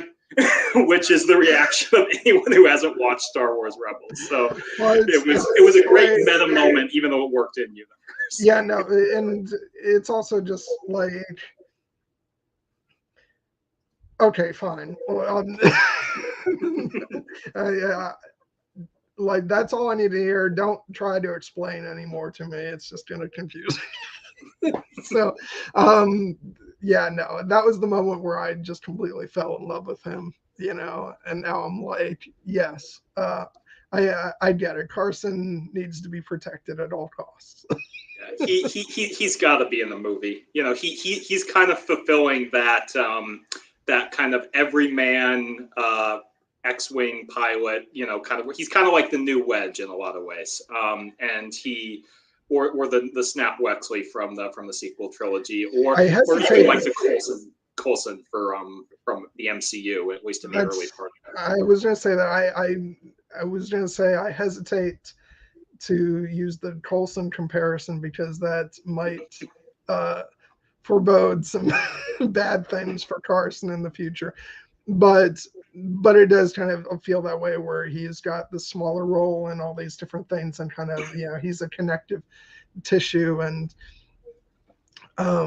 so yeah, don't hurt him though.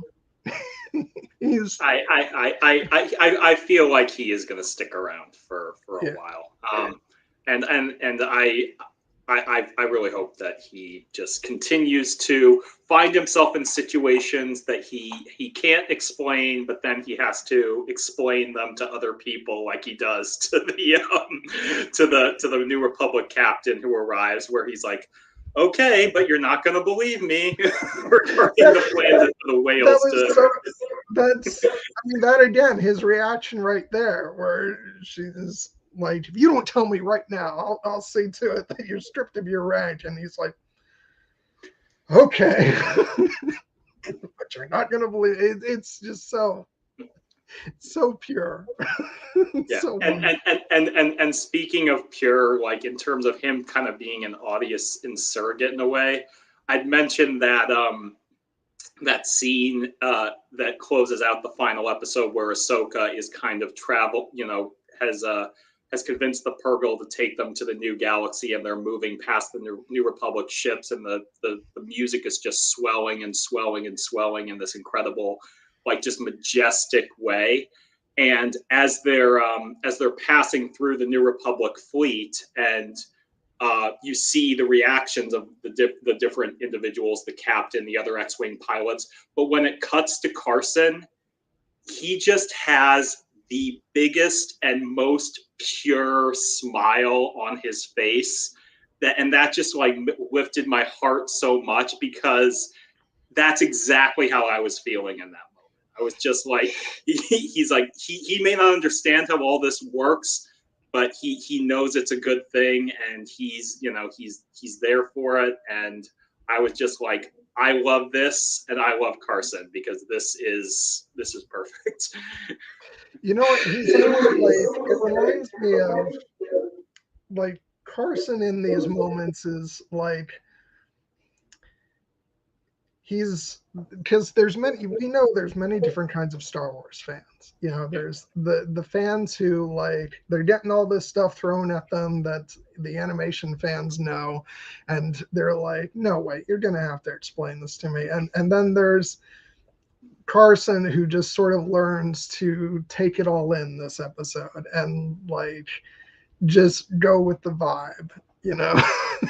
And I feel like by the end of the episode, he's the Star Wars fan who, he doesn't understand everything, but he's having a great time. And yeah, no, but that sequence just with the music and just the odd expressions on everyone's faces, and like even the alien in the in the ship standing next to the you know, the captain, that's just going like, you know, it's, and I just couldn't help think of like, if you haven't seen the animated shows and like this is the first time you're seeing freaking space whales go into you know, hyperspace, it's like, I would love to hear some like, I don't want to hear like the, you know, the negative, you know, reactions, because there's going to be people who, you know, complain about this stuff. But if you're like having a good time and this is your first exposure to this stuff, I just, that just has to be like, I mean, I feel like it has to be pure magic. And no, I love it. And we finally get Ahsoka the White. And what did you say in the Force Center Discord, that it's weren't you laughing because it's like, and it's like, it's, you know, Ahsoka's post nap. Oh yeah. So I was essentially joking about the fact that, you know, ever since we saw her in the white robes in the animated Rebels epilogue, everyone became very attached to that look, with good reason. It was understandable, and they're like, and the very idea of Ahsoka the White. And then when we got into this show and we realized that, oh, she's not there yet, either, you know, in her attire or emotionally, and they recreated that same scene from the Rebels epilogue where she, you know, it is unmistakably the same scene, but she's wearing her gray robes and she doesn't have the staff. And so we kind of understand, oh, you know, it's metaphorical. She'll become Ahsoka the White, you know, as she goes through this emotional transformation. And she does. She like Gandalf, like the inspiration for the Ahsoka the Grey to Ahsoka the White transition. She undergoes this near death to, like, actually perhaps even full death experience, and returns with a greater understanding and clarity of purpose. I just found it amusing that I found that people who were so attached to this look were expecting, oh, when she becomes Ahsoka the White, it will be this incredibly ceremonious and majestic scene where she's like, I am now Ahsoka the White, and someone will drape her robes over her. It will be this great ceremony, and it ended up being, no, it's basically her I just woke up from the dead bathrobe, and she is, and you know what, and she looks outstanding when she gets the full costume. But I just found it amusing in terms of like the actual like lack of ceremony. I'm like, you know what? Sometimes a Jedi just needs a change of clothes. She's like, I almost died in these old gray robes. They're soaking wet. I need something else. I'm going to put on this white thing now. Well, and it seems to me that she clearly had these as an option, because like the design is very similar to the gray robes. There's the same kind of like symbols and way it's, you know, sewn and all that stuff. So really, it's like she was opting for the gray robes, you know, and all this time. And, you know, it's, so for me, it's kind of like the, you know, she was in her, you know, New Caprica, you know, Commander Adama on Battlestar phase, where it's like, but now it's time to shave the beard. So yeah, no, I love that, and everything about that final sequence was just so amazing. Oh, and we haven't even talked about that final exchange with Hu Yang. He's like, "You're sure they, know where Sabine was taken?" "Oh, I have no idea." What? No idea. Just see where it goes. It could go anywhere. Yeah, and it's but that's better than going nowhere. No, and the slow turn that Yang makes. Like, I love that moment for Ahsoka's character. It really does show that she has undergone a fundamentally transformative experience, and she now has a greater wisdom and peace of mind, and willingness to trust the Force. So it was beautifully done. But we were joking before the scream that I think it would be funny if she's like, I don't, we'll just see where it goes. And then we wake up we get to the next episode and the Purgle have jumped to some godforsaken corner of the galaxy that's not the Paradia, and and Ahsoka's just like, shit. And Hu Yang looks over and is like, I told you.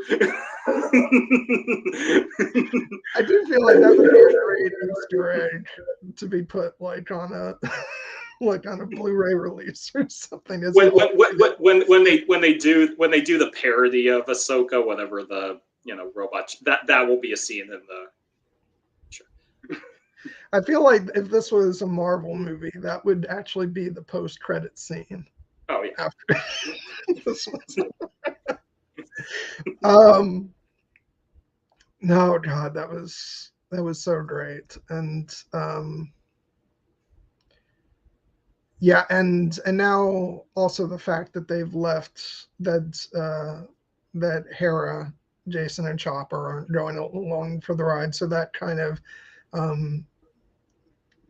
so it's even though Sabine will be there, but it just sort of reinforces that as they're going into this last leg of the journey with the show, it's very much the show's called Ahsoka, and not Star Wars Rebels. Yeah. So, though I do wonder if, see, I don't know how this season is going to end. So, do they make it back to our galaxy? Presumably they will. And do we have a last minute reunion of the Rebel crew to, galvanize, we'll see. But I have no expectations for any of that. I'm just like, you know what? Just let the show do what it's going to do. Yeah, I'm fully trusting in Filoni's vision at this point. I do think that I don't think that's the last we've seen of Hera and Jason in this show, but I do think that they will probably not be in the next episode, and we may only get one or two more scenes with them over the course of the next couple episodes, because I do think most of the story will take place in the new galaxy. Well, who knows? We could get them in the next episode when the focus switches over to Mando and Grogu. Oh God, yeah. I feel more confident than ever in my prediction from the first stream that Mando and Grogu are not showing up this season. We'll save that for the movie. But I do want to mention, just because we did bring him up kind of tangentially, to talk for a minute about the character of Jason Syndulla. Because this was another character that, from the Rebels epilogue, fans had developed this very strong emotional attachment to, and for good reason. He is Hera's son, he's Kanan's son, he's a new Force-sensitive, kid in an era where we were hoping to see the Jedi make their return. So I get why there was so much fascination with the character, but based solely on his appearance in the Rebels epilogue, I was like, I kind of want to wait and see what his deal is before I really start to get invested in him. And he had some good moments in the first 2 episodes he appeared in, part 3 and part 4. We see that he's wearing Kanan's little shoulder pauldron, and he wants to be a Jedi, and he's best buddies with Chopper, and I'm like, and he clearly is Force sensitive, and I'm like, all right, this is nice. But this episode, I was so impressed with what they did with him, because they actually made him like a very important figure in the story. The fact that he's the one who senses that Ahsoka is out there. He's the one who hears the sound of the lightsabers over the crashing waves, which is a moment I absolutely loved, when he convinces Hera to, set aside her anxieties and start listening. And she begins to hear it as well. And the music starts swelling, that great Kiner score. That was a moment that sent chills down my spine, because I love it when the Force is used in a very intuitive and mystical way. And this was like a perfect encapsulation of that. And the fact that Hera could hear it as well is another reinforcement of the idea that, the Force flows through all living things. And the fact that it's Jason who's the one who understands that and believes that Ahsoka's still out there and is open enough to the tides of the living Force, that he's able to pick up on this encounter happening in the cosmic Force. That was just such a cool moment. And it really made me feel like, okay, this is why the character like really needed to be in the show, beyond just confirmation that he's safe and all right. And the fact that he's Hera's son and Jason and Kanan's son. They like, he saved Ahsoka's life, and that will always be a defining moment for him as a character, no matter where he goes from here. So really, I will say really quick, I feel like this kid has absolutely been like, over the years, as he's been told stories about, Uncle Ezra, he's been looking at old hollows and imitating his look, because he does very much bear the look of, like, Ezra as we initially saw him in the first couple of seasons of Rebels, just with different colored hair. He's sporting the green instead of the blue. But yeah, no, I loved his stuff. It was great. And speaking of the moment when, and this is completely, sort of off the reservation, sort of, but between like the scene where Ahsoka is rescued, and then some of the way some of the music is against, like, especially the Clone Wars battle scenes, and a little bit in this scene, I was actually reminded just a little bit of some stuff from Blade Runner 2049, which I'm always reminded of Blade Runner 2049. as you should be. It's one of the best movies of the last 15 years, full stop.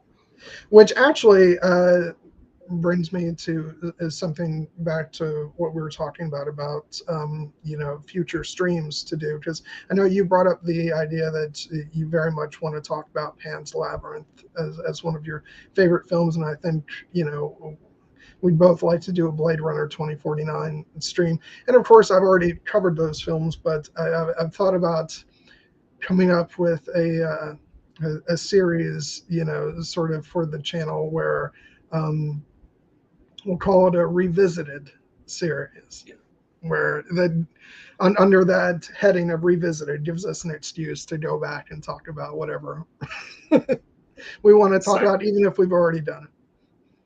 Sign me up. If we can, I'm sure we can find new things to say in those great films, and hell, next week we're going to be talking about Pirates of the Caribbean yet again, and that's another movie that we're happy to revisit whenever the opportunity arises. So it doesn't need to be soon, but I would welcome the opportunity. Yeah, exactly. I'm trying to think. I think there was one more thing I wanted to cover, but now I can't remember. There was just so much in these episodes that, I just wanted to say that Senator Ziono can suck it. Oh yeah, Oh he I love that you're showing this picture right here, because you can Mothma just is like, poor Mothma just can't catch a break. She has to deal with Perrin, and she finally hopefully gets rid of him, and now she's Chancellor of the New Republic, and she's dealing with this guy. Which it's great because it's connective tissue to Star Wars Resistance. Yeah, you know, which is great. But yeah, I'm very happy about that, because Resistance is definitely the forgotten stepchild of Star Wars canon storytelling, not just animation.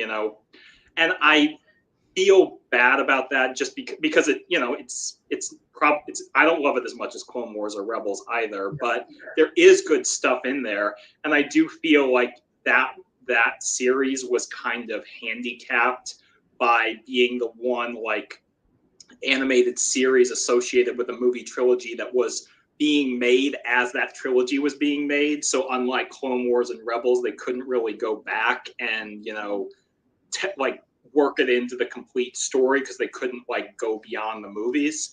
But there is good stuff in there, and but one consistent thread is that the character of Senator Ziono, who is the main character's Kaz Ziono's father, still a dick.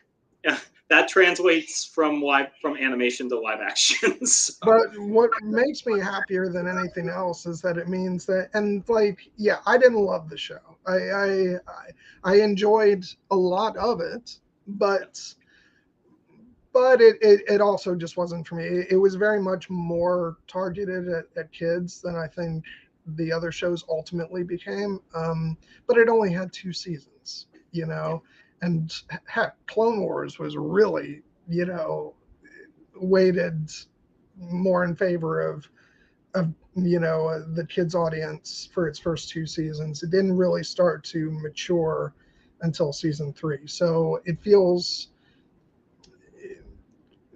a little unfair to judge Resistance too harshly, but I'm excited at the prospect that maybe this means that we haven't seen the last of those characters. And because I think that, and because it's been a while since I watched, I don't remember all of the characters' names, but I'm gonna pull up some of them right now because yeah, I want to see Kaz. I definitely want to see Niku. And I don't remember. Did Yeager make it to the end? It's been so long. I believe he did, but I've been telling myself that I would go back and do a full rewatch of Resistance for a couple years now, and I've been distracted by rewatching Clone Wars and rewatching Rebels and revisiting all the movies and the shows. So I do feel like I owe it to myself and to Resistance to give the show another try, because, as you said, it is not. It is aimed at a younger audience, and so I don't feel like it has the same level of adoration that the other animated shows have cultivated. But it is still part of the canon storytelling. There are good characters there, including the one I personally feel the most protective of, which is Opipit.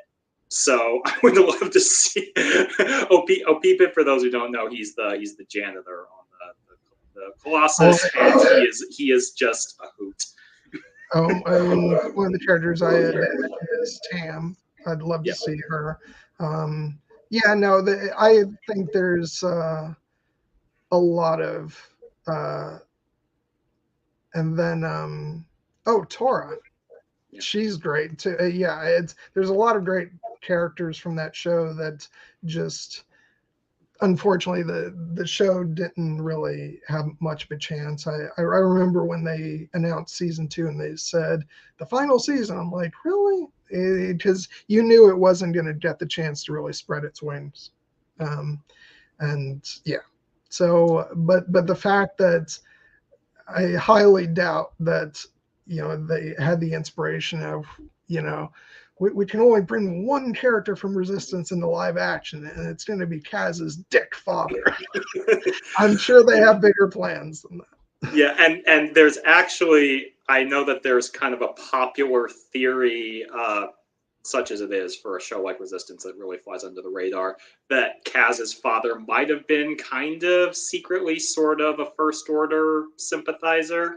And I don't know if that's actually the case, but in terms of this show and the role that he played, he really did kind of help us put a face to those senators who really are blocking the New Republic from becoming everything that it could be, because they're too stuck in their ways of whether or not they don't want to confront the emerging threat, or they're just too focused on their political gamesmanship.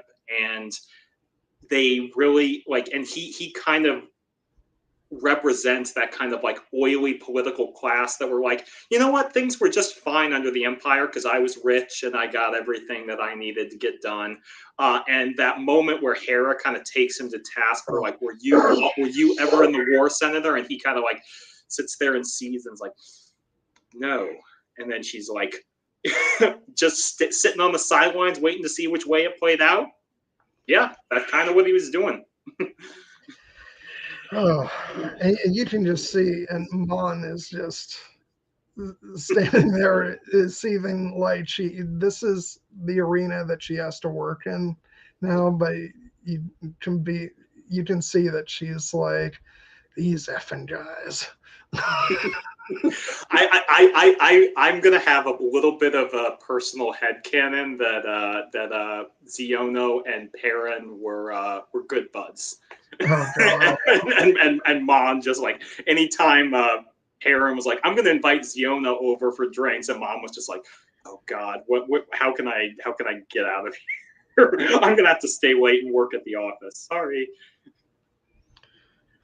I just feel and I can only imagine that, the speculation for season 2 of Andor, but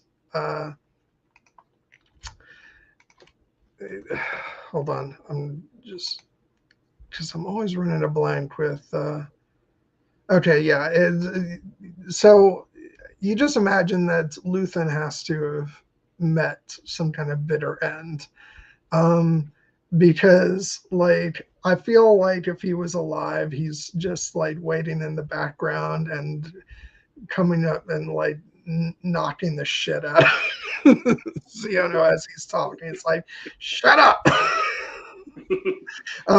But yeah, as much as it saddens me, I feel there's no way that Luthen is still around. He must have sacrificed himself, along the way, because or even a sadder fate is he's just completely excised from everything, and because there's no place for him in the quote unquote New Republic, because he's done the dirty work, and now other people have to see the rest of it. And that'll be interesting to see how all that shakes out, but that's a discussion for another show. Yeah.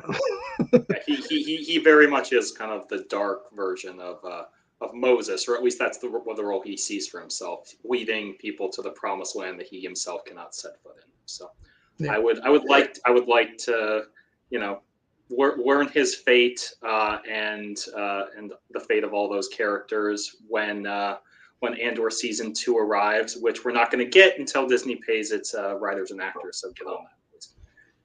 Yeah, that's a whole discussion to be had, which we're not going to tackle here, because I have many thoughts on the road that show has gone on at the various stages of this strike. And I'm glad that the production for that show finally went on hold when they didn't really have a choice anymore. But as I said, that's a whole other discussion. But I will say, to sort of tie this all up, I think Mon Mothma's presence in the scene really drives home something that I know you've been championing for a long time, which is that this is all one big galaxy, and that you can have the very straightforward, gritty, thriller, down to earth aspects of Andor, and then we also have space whales and the world between worlds. And it's all gloriously tied together. And that's Star Wars at its best, when it's many different things. And yeah, love it. Anything? I know there's plenty that we could have delved more into. Was there anything we didn't specifically talk about that you wanted to highlight before we sign off? I mean, I feel like we're being incredibly responsible in the fact that we've only gone for 2 hours and 20 minutes on this stream, when there's so much great stuff that we delve into. But I do feel like we've covered the most important beats that we really wanted to focus on, in terms of, the characters, specifically Ahsoka, Sabine, Shin, Baylan, and the dynamics of everything with Ahsoka's relationship with Anakin, the political situation of the New Republic. So I'm pretty content with where we've left things in terms of the story that we've seen.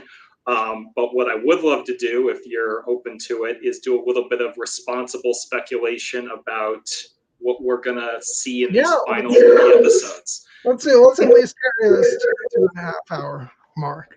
All right, so responsible speculation. Go for it. Yeah, so I mean, we're going to a brand new galaxy in the Star Wars universe, which is something that's never been depicted in live action or even animated canonical storytelling. And what we're going to find there, other than Thrawn and Ezra, presumably, I have no idea. And I can't wait to see how things are going to shape out, because I do have some thoughts about how, like, once we get there, what's going to be the dynamic? What's going to be the situation? Because Thrawn and Ezra will have been in this galaxy once we arrive, assuming the time works similarly there as it does in the main galaxy. They'll have been there for 10 years.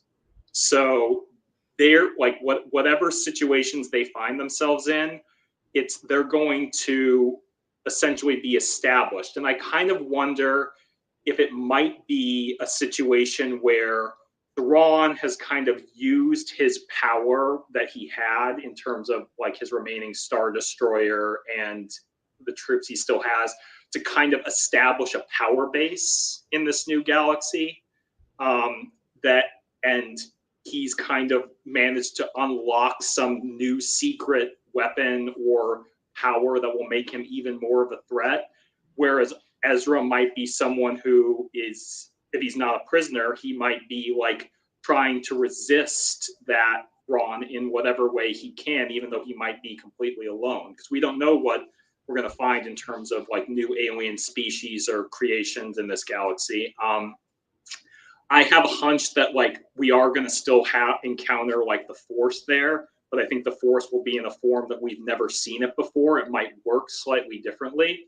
And I also kind of feel like the Force is going to be a big wild card, because the 2 previous times that Thrawn has been defeated in live action storytelling, it was when he was confronted with a Force powered or mystical entity that he could not have predicted and did not understand. On Atollon in the season 3 finale, when he had the rebel crew like beaten to within an inch of their lives, and they were saved by the intervention of the Bendu, which was this incredibly mystical creature that Thrawn could not really comprehend. And then the season 4 and series finale, when he had Lothal on its knees, and Ezra was able to bring in the Purrgil to take him and Thrawn far away to this new and distant galaxy. And Thrawn being Thrawn, having been bested twice in that fashion, I have a feeling that he will have dedicated himself in these 10 years to finding some way to better understand and counter these Force abilities, studying them in some way that will allow him to become even more of a threat than he was before. And what that form is, I'm not sure. Has he like recruited some new Force wielders to serve him? We know that Morgan Elsbeth, you know, she's a Night Sister of Dathomir. She's very loyal to him. How did that come about? You know, is she like, does Thrawn have some kind of understanding of the magic of the Witches of Dathomir that allowed him to secure Morgan Elsbeth's loyalty? If he does, then that makes him even more dangerous. And Ezra, I don't know what situation we're going to find him in, but I have a feeling that he will have kind of been living rough for the past 10 years. And I expect that when Sabine and Ahsoka find him, he will have gained a new kind of wisdom that will allow them to survive in this new galaxy. But it will be interesting to see how he is changed, because he, you know, when we left him, he was what, 17, 18 years old. He's going to be 28, 29 years old, and will have been essentially surviving on his own possibly for a long, long time. He's going to be a different character. And I'm going to be very fascinated to see how how he interacts with now Sabine and Ahsoka, and whether or not they are able to just pick up where they left off, or if he'll kind of be a catalyst for a new development in their relationship. Yeah, I'm interested to see if he escaped at all, because he was not exactly in a very secure position as they left. He had the upper hand for the moment, but once they get where they're going, like, there's still stormtroopers on the other side of that door, and Thrawn's being held by the Purgle, but do they release him once they get to where they're going? And seems to me that there's every possibility that Ezra immediately was taken captive and could still be a captive. But who knows? Maybe he was able to get an upper hand in the moment and did escape. And yeah, I have no idea which. And then you talked about Thrawn maybe wanting to get a handle on, like, you know, certain things. Has he, you know, while holding Ezra captive, could he have been, you know, and then this goes into even some Gideon territory. Could he have started doing experiments to figure out, you know, like maybe what makes the Force work, and, you know, could he be looking to use that to gain an upper hand? And yeah, it's really hard to think, like, because 10 years is a long time. Like, what's been going on? I also had this vision of the two of them have been roughing it together out in the wilderness, like forced to become allies. But it could be any number of things, honestly. And I feel like if I bank too much on one, you know, one theory or whatever, then I'll just wind up being disappointed. And the truth is, they could present me with any number of things, and I'll probably be like, okay, that's the story. Let's go. Because honestly, I don't have a clue. It'd be really interesting,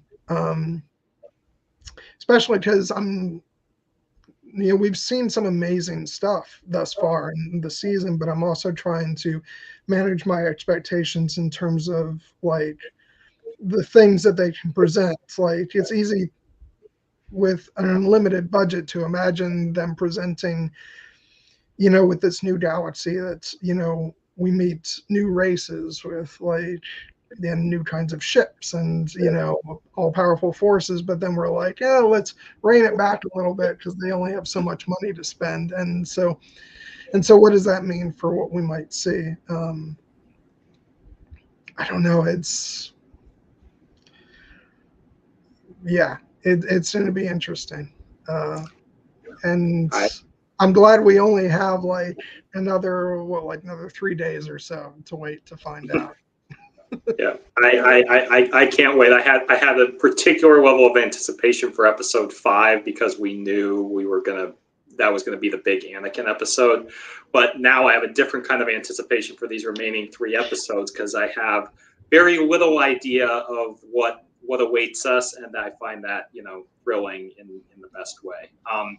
I will say looking towards the very end of this particular season, what I'm most curious about is what is going to be the final confrontation and the final cost of victory, or what victory even looks like, if you could even call it victory at the end. Because I do have a suspicion that even if our hero's ultimate goal is to stop Thrawn from returning to the known galaxy, just based on what we know about Filoni's movie and everything, I have a pretty strong suspicion that they're going to fail in that. I do think Thrawn is going to make it back to the known galaxy, and that's going to be defeat for our heroes, because Thrawn is going to, as Balin had promised, ultimately wage war on the New Republic and bring death and destruction. So are we going to end the season on that kind of downer note, or is it going to be one of those we lost the battle but we'll win the war kind of things, like we saw at the end of Rebels season 3, where Thrawn won a military victory, but the victory was for the heroes was that they managed to escape. And it could end up being a situation where Thrawn has made it back to the known galaxy, but is the victory that they found Ezra, is the victory that they now have a new understanding of what they need to do? Is it just the idea that this was a loss, but whatever comes, we'll face it together, kind of the whole save what we love instead of fighting what we hate idea? I don't know, but I do think it's going to be kind of a bittersweet form, because I don't think that our heroes are going to make it out of this with fully intact. Who knows? They might not even make it back to the known galaxy. I suspect most of them will, if not all of them. But I definitely think Thrawn is making it back. And so where that leaves us on the precipice of a new of Dave Filoni's movie, we'll see, and possibly of an Ahsoka season 2. We're gonna have to see if that is, because there have been heavy rumors that was in the cards. I don't know what's that going to look like. I will say that, because I think for us, we're kind of looking at this as, well, this is the return of Thrawn, and is he gonna make it back or not? But I think it's also important to take into consideration that this is Thrawn's entrance into live action, and I think it's going to be very important that his return is punctuated by a great victory on his part, because that is key to what is so fascinating about the character, is that he's brilliant, and that our heroes don't always win against him. The fact that he's a brilliant tactician. So I think, as this is the first time he's in live action, I think the season has to end with him winning, basically.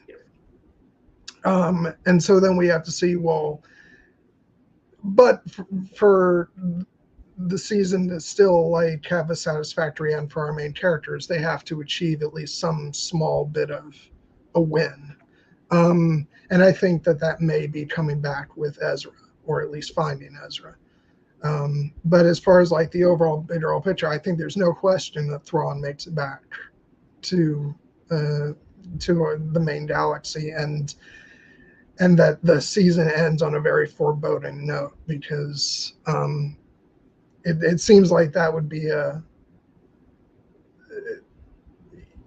I think that would be a mistake in the larger sense, for if we're looking at this as Thrawn's big entrance into the live action realm. You can't have this character who's known for defeating our main characters, whether that's in the animated shows or the old EU novels. That's a big thing about him. So I think that they really have to bring that element in full force.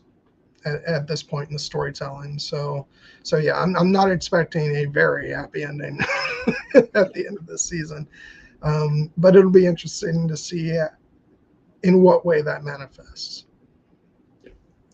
I agree. It will be a show not tell kind of thing. Thrawn is going to make his mark, and our heroes will have to adapt. But I think that they're they will be in a better emotional place to do so. You know, Ahsoka has undergone her big transformation to Ahsoka the White now.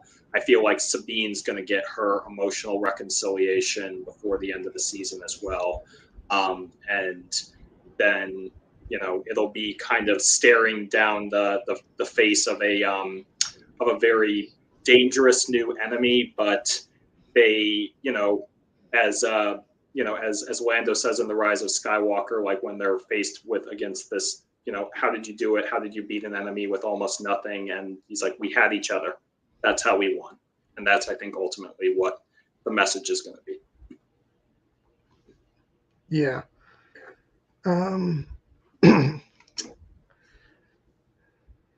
Yeah, and I will take a certain bit of delight if we get like a Senator Ziono reaction shot when Ron enters the galaxy, and it'll be like the it'll be like that. This might be a bit controversial to mention this franchise, but it instantly comes to mind like a Harry Potter and the Order of the Phoenix moment with the Minister of Magic going, "He's back." That's what I think of. Very much. Yeah. But no, I've been so thrilled by this show, and I'm just, you know, a couple days ago, I was like, oh, I can't believe we're already well over halfway through with the season. But then as I've been rewatching these episodes and just being blown away by like how great they were, I'm like, but we get 3 more of these. And if they continue to bring their A game, it's, you know, it's going to be great. And as you said, since it seems, you know, fingers crossed that we're not going to get any quote unquote diversions with with this show, you know, it does feel like, you know, there's some good storytelling ahead. So yeah, I will say the only things that like I still kind of want, I would like to see, I would like to see Zeb pop up on the show. I'm now kind of like, it may not happen, and maybe that's why we got him in season 3 of Mando, just so we know that Zeb is out there. And even though, yeah, we got Rex in this flashback, but I also want to see older Rex, like in the present, reunited with Ahsoka. You know, it's, you know, I feel like both of those things can only really happen when they make it back to the main galaxy. So I don't expect to see either of those things in the next couple episodes. If anything, they would be in the last episode of the season, which would also make sense because that's when you kind of want to, you know, bring out the big guns and, you know, have a couple surprises for that last episode. So if we see those things, that's where it'll be. But if we don't, you know what? I'm fine. You know, because we got a little Rex in episode 5. So yeah, and maybe we'll even get one more Hayden Christensen's Anakin as a more like classic Force ghost for the road. You know, just pop up at the end for Ahsoka and be like, "You done good, kid." Well, at first I would have said that I think that we're absolutely getting another appearance, because it initially felt to me like there was a second half of like a conversation to be had. But the more that I've watched this episode, the more I'm like, no, he came for this specific purpose. and that might be, all that we get from him, which I think would be fine, because I think it's brilliantly done. But I won't say no either to if they have another chat that is more akin to like sitting down and talking a couple things out. I definitely think this past episode was the quote unquote main event for Hayden Christensen as Anakin in this season of the show. But I do think we could get a more of a like just Return of the Jedi style grace note at the end with him, possibly, depending on where our characters end up in the finale.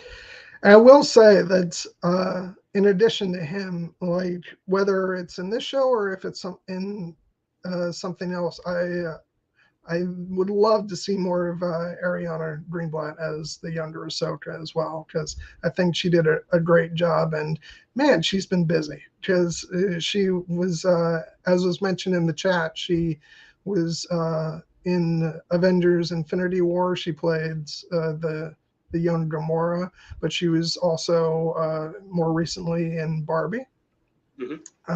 So yeah, she has been popping up in lots of things, and I thought she did a fantastic job in the role, and it'd be great to see more of that Ahsoka in whatever form that takes. Just imagine if we got some, because I've always been in favor of them going back and doing some additional Clone Wars tales in animation, so we could get more of those stories, and of course get our beloved voice actors back to do that. But I could also see a situation where they like do some live action Clone Wars adventures, which I wouldn't say no to that either. I wouldn't. There's been kind of a clamoring online for like, oh, give us a live action Clone Wars movie or whatever with these characters, and I don't want that to overshadow the incredibly great animated series that we already have. But as been well documented, there were some arcs of the Clone Wars that did not ever get produced. So if they ever wanted to do something with those, and they wanted to do it live action instead of animation, that's an option. And if nothing else, perhaps we'll see more of Ariana Greenblatt as young Ahsoka in if there is an Ahsoka season 2, she could pop up there. So yeah. Okay, and yeah, I guess the only other thing that I will say is just like, man, we have really been treated well as prequel fans, haven't we? We have. Jared, the stuff we've been getting between this and the Obi-Wan series, and oh my God, like hats off to Hayden for sitting on this when he was at Star Wars Celebration, talking about his appearance in the Obi-Wan show, which was fantastic. Yeah. But the fact that he knew that this stuff was waiting in the wings, whew, God, yeah, so great. He is rightly relishing this moment, and I feel like seeing him get this level of adoration from the prequel era fans who were a little too young to add their voices to the discussion when he was getting showered with all this abuse back in the day. It makes me believe in the power of the light side, that good wins out at the end of the day, because he could have let that turn his heart against Star Wars, and he didn't. He came back, he embraced it, much as Ahmed Best did, much as I hope one day Jake Lloyd might be able to. And I just am like, I find it so, like, seeing the reaction online, and I tried not to like get lost in online reactions, but I had to go and just drink in the absolute adoration that fans were showering on Hayden for this performance in this show, and it just made my heart sing. Yeah, I didn't go there because I knew that the bad stuff was waiting alongside with it. So, but I'm glad you were able to bask in that a bit. Um, okay, yeah. So I think by the time we wrap up, we'll have gotten to 2 hours 45 minutes. Was that a little bit better? Oh yeah, no, we did 3 hours on Solo, a Star Wars story last week, and I feel like we set an over under like around that time for this episode. So we'll surprise some people and come in just a little bit under, but we've got another one of these in a couple weeks, so we'll see if we can break the 3 hour mark for that one. Yeah. So we'll just finish off by giving Ahsoka her moment in the light before the Purgle go into light speed. Because oh my God, was that an emotional high, and I can't wait to have that music. Yes. Okay, so I'll just finish off by saying again that next week we're going to be doing the 20th anniversary celebration of Pirates of the Caribbean. AR will be joining us, and it'll be our first official Knights of Kira stream since you came on board as co-host, and about time. And yeah, just remind everybody again to support the WGA and SAG strikes. Just go ahead and look at the links in the description for how to support them. And yeah, so we'll see you guys next week. I hope you all have a wonderful night, and thanks for watching. Take care, everyone. May the Force be with you.